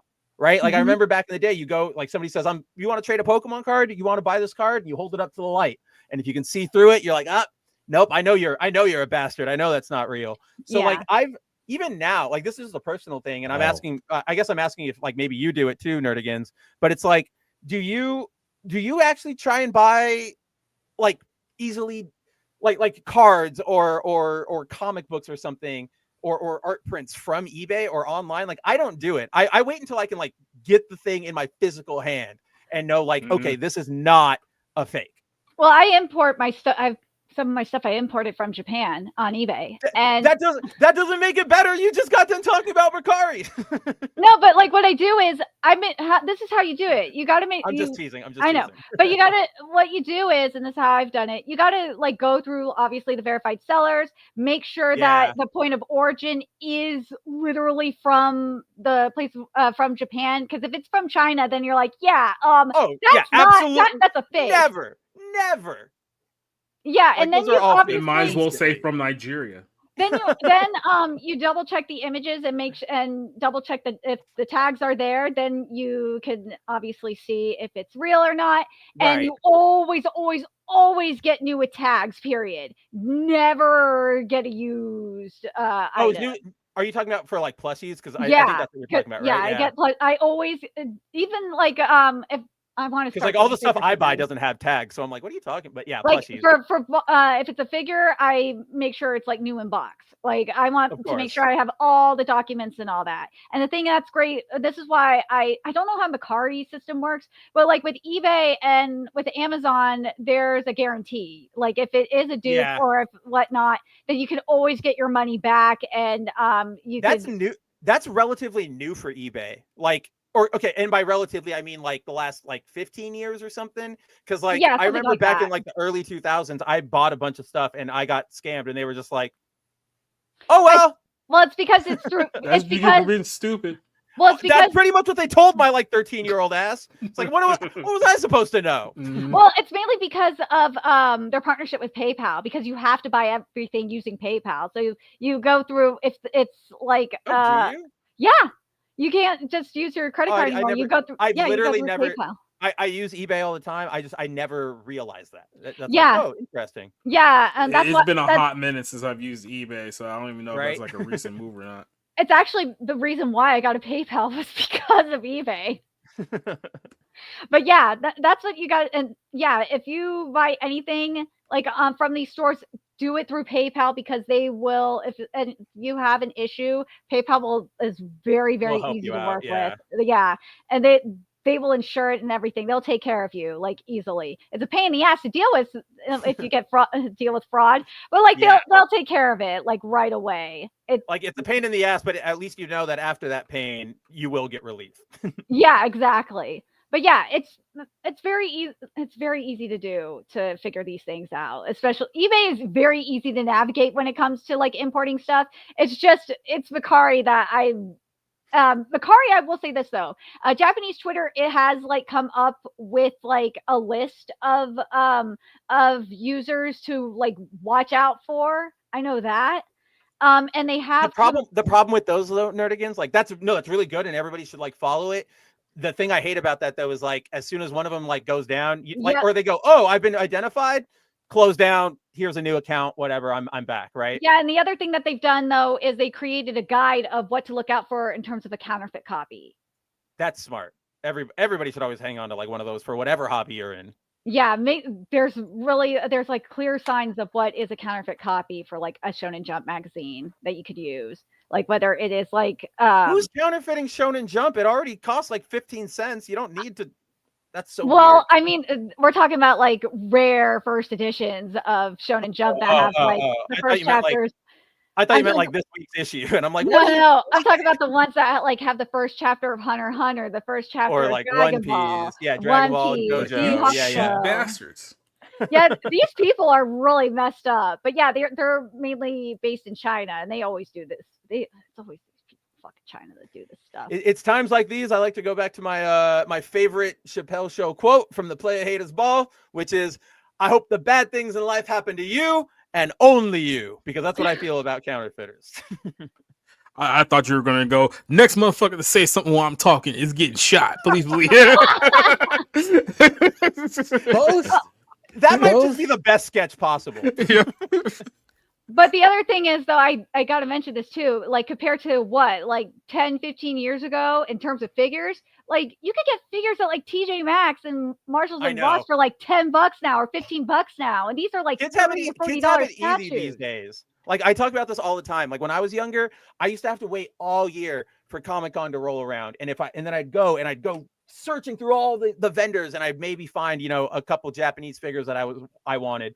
Nowadays, kids can just, like you said, Ross or TJ Maxx, and they're right there. And some of them are like $10, and like the figures. I know, they're really cheap. They're really cheap. I'm like, damn, I wish my financial situation was better and I had a car, because I would totally go in a heartbeat to some of these stores and go get some of these statues and like start up and restart my collection. They probably got like a reverse Amber Alert for like whatever vehicle you are, and they're like, oh, she's coming to the Ross, the TJ Maxx, shut it down, don't let her in, we'll go out of business. Oh God. But yeah, like Target's been getting like more Gundam kits too. It's insane with Target's got they've had a lot of good Gundam kits. They've even been doing exclusive ones, because that's where I got this awesome one. This like US flag American RX-78. Yeah, this is a Target exclusive. It was only like $10, and I was like, absolutely America. Well, speaking of America, we have fans disappointed by prospect of Sophie Turner being cast as Warcraft. Speaking of another drunk, that's not.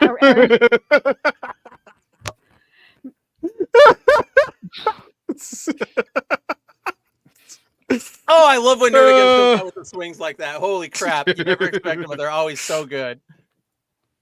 But yeah, in case you guys didn't see the current, I guess, news, it hasn't been confirmed yet, but it's, all of our sources say this.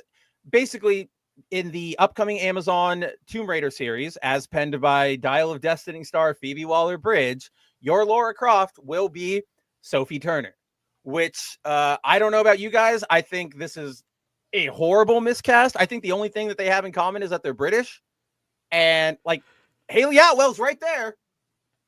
I mean, it's we talked about this last night. It's like Phoebe Waller-Bridge. That's the first red flag. This is probably like the killing blow to this whole franchise. It's like if Phoebe Waller-Bridge was the wind-up, this is the death blow to this whole thing. I mean, Sophie Turner, really? You're gonna put in charge the woman who already killed a multi-billion-dollar franchise in the X-Men with that Dark Phoenix movie, trying to make her main event status, and it was.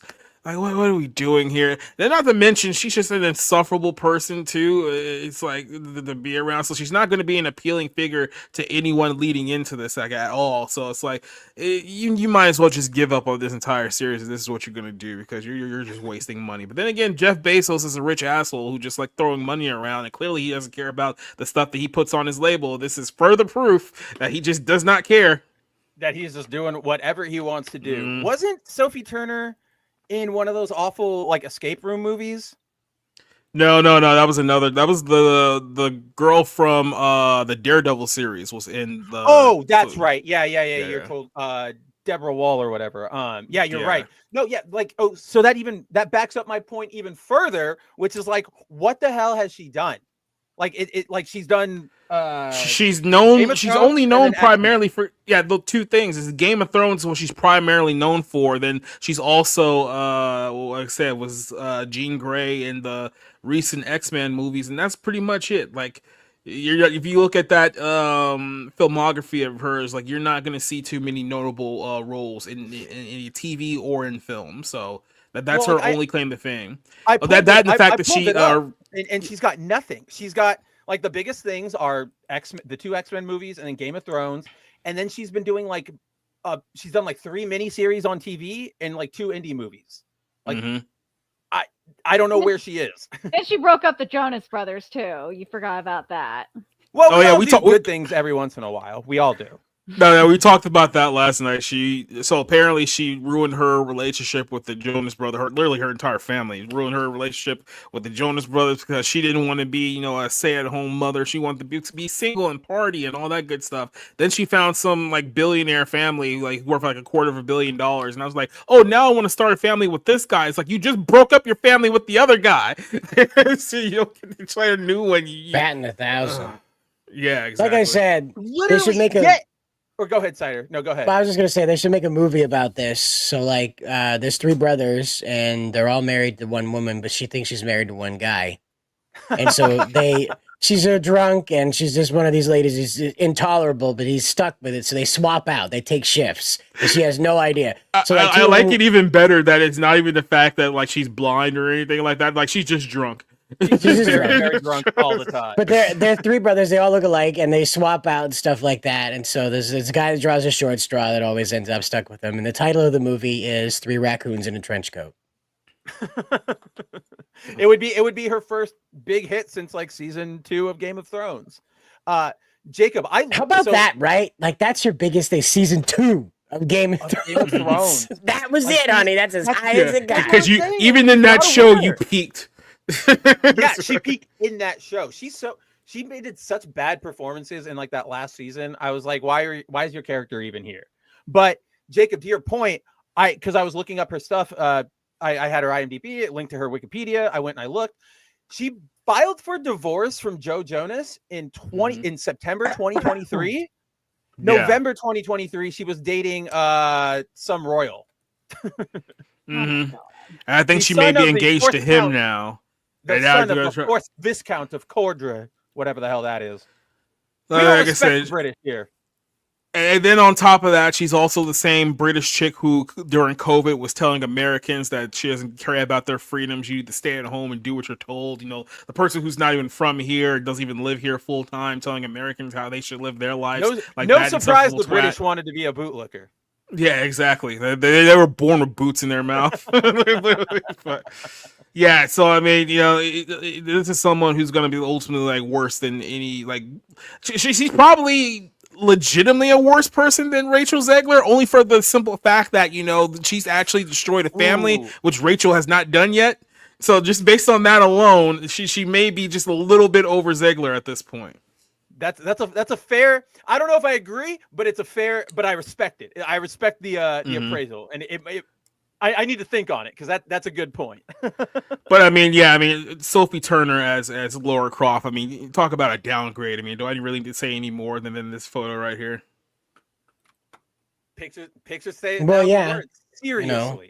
She had a boob reduction though, so it just I will admit I was one of those assholes though back in the day that was like, why isn't her tank top blue?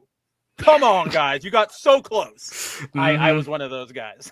it's it's one of those things where like you're a Ukrainian farmer and you're looking out over the scorched lands of what was once a bountiful field. Now when you look at Angelina Jolie with this picture in comparison, But it's you like, know oh, what? what once was. And I'll be completely straight with you. Like, I know that Angelina Jolie is 50 now, and she's not nearly as hot as she once was. I would still take Angelina Jolie at 50 than Sophie Turner at any age at this point.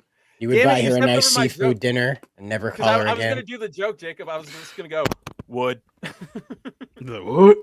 Would. You got it sounded more like a drunk redneck when you say what? What?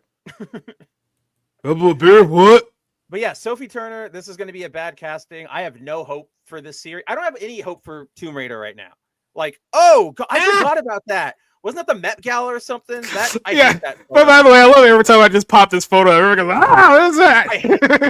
I hate it so much. It's so bad. But by the way, this is what she looks like. Actually, this is from like 2 years ago, so you can only imagine how much worse. She was 26 when she took this picture.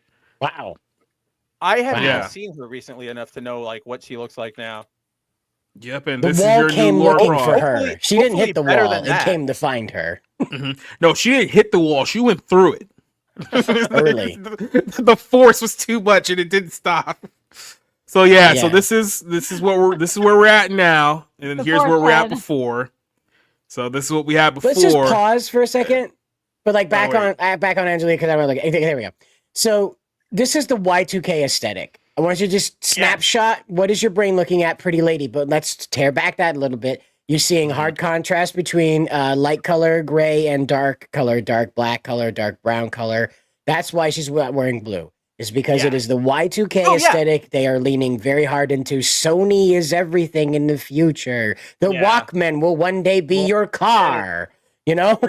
That was when they redid the logo from like the actual W to like the dots or like the bubble. The blob. I remember that. Blob, that's the best term for it. Right, and so that's what this is, and that I just look at this and I just remember like we were gonna do things, we were gonna go places, we were gonna enjoy big titties in space. This was pre 9/11 America. Remember that day? Remember those times? Like I don't even think it was, but No, this was Like, post I'm gonna- 9/11. I'm gonna go sit Yeah. on my like porch with like drinking beers, wistfully looking up at the sun, being like, "Remember Angelina Jolie? We had a future. This Mhm. we We had a used to be a future. proper country." We were gonna go to space. We you were see, gonna son. Tomb Raid. You see, son, back in my day, our Laura Croft was smoking hot. I legitimately want to have that conversation with my son now. I don't have kids right now, but I want to have a son so that I can sit him down and tell him there was a time. When women were attractive. There was a time when we weren't afraid of big titties, son. I know it's hard to believe, but there was a time. There was a time when John Voight's hot ass daughter was Laura Croft in the video game franchise. It was amazing, and now all of a sudden we got this clown face tranny hooker who's There's literally a Family Guy joke about that. Like everybody knows that the time has passed. Tranny hooker. Let's see. Hey, it's me in HD asks, what's worse, this casting or the Astrid race swap? For those who don't know what he's talking about Astrid from How to Train Your Dragon. The live action version of her is going to be played by Nico Parker. It's old news, but we recently got set photos, so that story is sort of back in the news. I would honestly say this is worst casting because yes, the race swapping is completely stupid. They didn't need to do that. It's just virtue signaling. But from everything we're seeing, that like Nico Parker is just going to go there, literally like replay the original animated movie and be done. And okay, fine. You've already got sort of everything laid out for you. This is like, come on in, Sophie. We're going to make you our new Amazon like Tomb Raider. This just doesn't even come close to even being in the realm of who I would put for Lara Croft. You know what I mean? Like, so yeah. I would say this is worse because at least Nico Parker, like she's a young girl, which is pretty much all the qualifications you need. And to be fair, you know, Tomb Raider is a much bigger franchise than the How to Train Your Dragon series. So I mean, Sophie Turner's casting has far more impact than the other one does. It'll help sink this show after one season, as most Amazon shows, like A League of Their Own. Remember that one? Why would you do these things? I only bring it up because I was doing work in the back end of the site earlier, and one of Nerdigan's drafts from a long time ago popped up, and it was about that show, and I was like, oh yeah, I remember that awful like gender swapped A League of Your Own. Good times. Pain. But pain and suffering, and then more pain with a little side helping of suffering. On that bombshell. Before I forget, on the bright side, at least She-Hulk was replaced with Deadpool and the Marvel banner. Which is pretty hilarious. Yeah, for those of you who don't know, the Marvel Portal banner over on Disney Plus. So when you go to Disney Plus, you navigate Marvel. They got the little header. It used to have She-Hulk in it, completely replaced by Deadpool. Only replacement, no other graphic has changed. This might be as close of an admission of an L as we're going to get out of them. Yep. They stole and airbrushed She-Hulk out of the Soviet archives there. By the way, this is Angelina Jolie now, and like I said, still far more attractive than Sophie Turner, even though she's like half her age. She's actually pretty pretty for like an older woman. If you wanted to do like Lara Croft's less top-heavy daughter, college-age daughter, then you could do that with Lara Croft being like Angelina Jolie old, here and like, I'll teach you Tomb Raider, kiddo. No, because here's the problem. That would not like. I could see something. It's a little cliche, like, I'm actually the daughter of the real Lara Croft. Okay, cliche. But I could see it maybe working. Problem is, this being the modern era, it would be like you would go through the entire season with it being Laura, like Sophie is Lara Croft, and then at the very end, you get one like cameo from Lara Croft, but she's not her mom. She's like the leader of like Tomb Raiders International, and so there's a team of female Tomb Raiders who go out. And Lara Croft's a code name like Bond, like James Bond. Oh, I didn't even think about that one. She's all the Lara Crofts. Get it? She's all the Lara Crofts. Dang, Yeah. Okay, there you go. Make it worse. Perfect. Croft International. Oh, yeah, there you. Damn. Yep. But the other trick is that they'll reveal to you that it's a trans daughter of of a Laura Croft, and A it'll be Laura revealed Croft. to us by her going into the girls' bathroom and standing up to pee. And she'll be ambushed. She'll be ready though. Hey, I've watched Step Brothers. I've seen like women do that as well. Well, no, like she's in there. It's obvious. Yeah, it's pretty obvious that's happening. No, Like there's I a get burp it. and I a know. fart, right? There's a burp and a fart, so it's completely obvious that's a dude. But she's like ninjas show up. She just draws the gun while the pee is going on, so they get shot and peed on. I'd watch it. That's an SJW one. That's the thing. Is the SJW? It's not enough to kill a person. You have to pee on them too with your female penis. That's right. Yes. Oh yeah, those. I forgot all about the female penises. You forgot. How lucky of you. You need. Okay, to can go we stop back for now, another or? struggle session. Yeah, we can probably wrap it up there before the four of us get ourselves in way more trouble. I'm already like. Oh yeah, wait. dreading Trans Before- Laura No, Croft. Wait. Before we head out, I wanted to give you guys a little surprise here. We can end it on this note. I just have to pull it back up. You here, 'cause I proposed to did. Abby. Congratulations. Finally. Hey, you leave my new best friend alone. Right. But I just wanted to play this one because I figured we end the show on something kind of humorous and entertaining. So let's see if I can pop Humorous this one up and here. Copyright strikeable. Yep. No, it should be fine. Refresh Just it. so GTA. page- What could go wrong? Yep. So here you go. Enjoy. He is miserable. I feel sorry for him. Bad diet, isolated environment. It's amazing he's still alive. Why don't you learn how to drive, pal? Huh? Hola, amigo. Damn, homie. Down, boy. Alrighty then.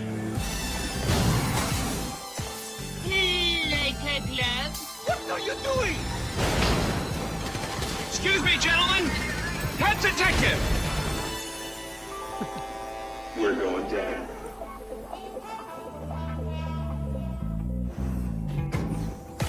Oh. Bon appetito. Trevor, what is that? An islet. It's probably not even human. Agent Sanchez, arrest these men for. All right. Shall we go to jail? Of all the DLCs, This I would buy this. Oh, even better. Everyone on the floor.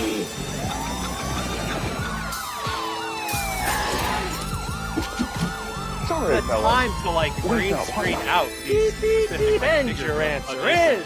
Gee, let me think. What do we do? If I'm not back in 5 minutes, just wait longer.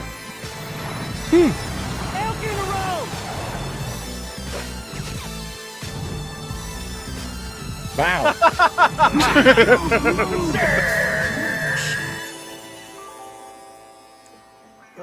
There you go. I would play that in a heartbeat. Man, now I just want to go.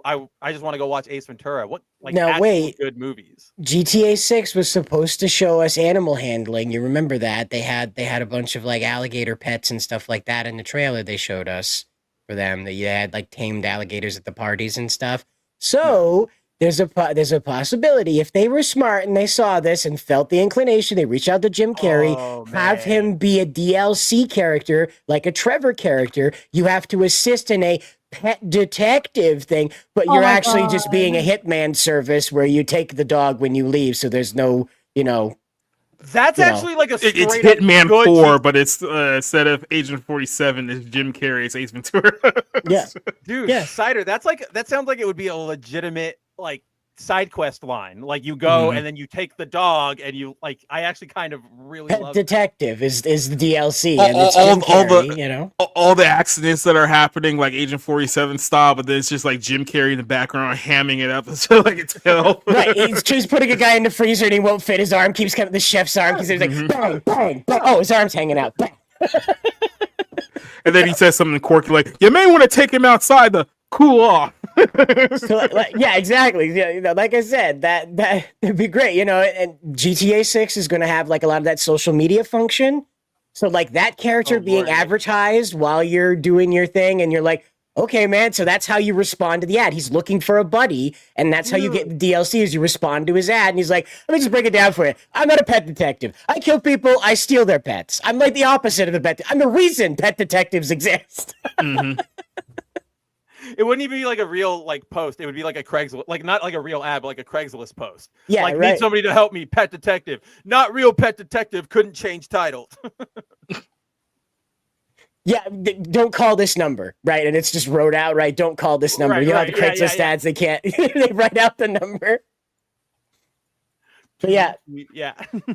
that was good. That's good. That's good. So around the horn, where can we find you, Miss Nerdigans, once this is over? You can find me on Nerdigans Inc. on YouTube, where I cover anime and manga every day. You can find me also on Patreon, patreon.com/PackerGirl, where I am covering Dragon Ball Daima, and when the English dub comes out, I will be covering the English dub as well over there. And I am covering Bleach 1000-Year Blood War. And I'm really excited for this week's episode because we're getting the Mayuri fight this week. So I don't know if I'm emotionally prepared for that one, because if you've read the manga, you know why.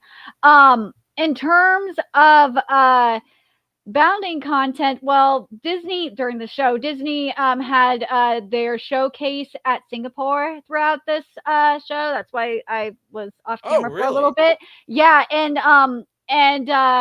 Twisted Wonderland finally got their studio change announcement. So seasons 1 through 3 now are confirmed.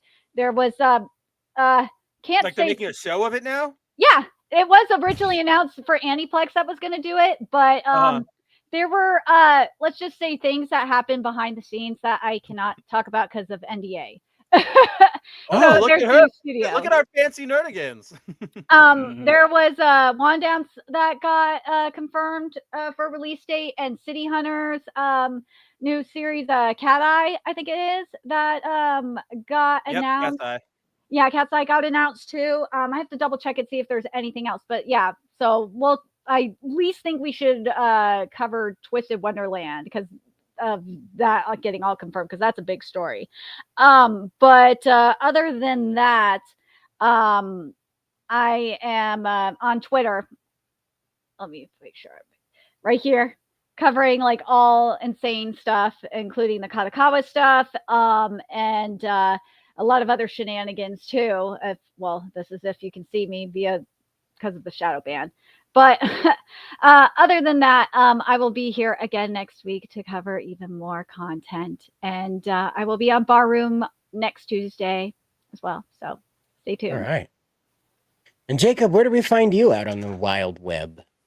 You can find me here on the YouTubes and on the Twitters and on the Twitches and on the Rumbles, and then I have my own site, which I need to work on getting some of the content that we worked on that site. Let's see, Friday night, we're going to be doing a review of Gladiator 2 and the Wicked movie. So that's probably going to be the longest movie review show of my entire life, because I'm really not looking forward to sitting in that film for 3 hours, but I'm going to do it anyway. So that's part of the reason why I'm cutting down on movie reviews. On Sunday, we have the next episode of The Bible Lens. We're going to read James 2 in its proper context, because apparently no one else does. And then, and then Tuesday, we're going to be back with the Barroom. So yeah, I'll have a nice slate of stuff to work on over the next few days. So it should be a pretty entertaining time. All right. And you, Spencer, where do we find you? As always, guys, you can find us at boundingintocomics.com, where we're throwing up news stories every day. We've got new stuff coming from Nerdigans, from JP, from Nikolai's. Everybody's dropping stuff over there. If you need your news, hit us up over there. As always, go subscribe to all three of these guys here. They're all doing incredible work. They're all doing entertaining work. And you can also find me in their chats whenever they're pretty much live. As for me, you can catch me on my own YouTube channel, Kabuto Studios, where I host a live stream on Friday nights where we talk about whatever we want to talk about. So come hang out. And then, yeah, just come back same time, same bat channel next week for another 01. All right, guys. And before we close out, Sakura Mita did turn us into samurai. And so I just want to share this and make it legible. Viewable. Oh, and this is Samurai Warriors, isn't it? I probably they're samurai and they're warriors. So Jacob, So the colors work like this. I love Assassin's Creed. Jacob's the blue. Yellow is Spencer. Red is Nerdigans. What are you trying to say, Sakura? I don't know. But yellow, there you go. yellow Ranger. Here's your goatee. Oh, You got your goatee. That on. does look like me. It does. Except, yeah, more goatee. Ooh, Oh, that actually does look like Nerdigans. These are like really close. Yeah. There you go. Fair He even got you in the Cider Max green. Yeah, right. It's the greenback. Yep. Everybody knows. But That's awesome. thank you very much. I Thanks, appreciate Sakura. it. So we had a lot of fun. So I appreciate you had fun too. So yeah. With that, though, that is the end of the show. You can find more about what's going on with the gaming culture, anime culture, and, popular culture right here on the channel, as bewilderingly stupid as it continues to get. So tune in every day, and don't forget to hit like, share, and that bell. We'll catch you in the next one.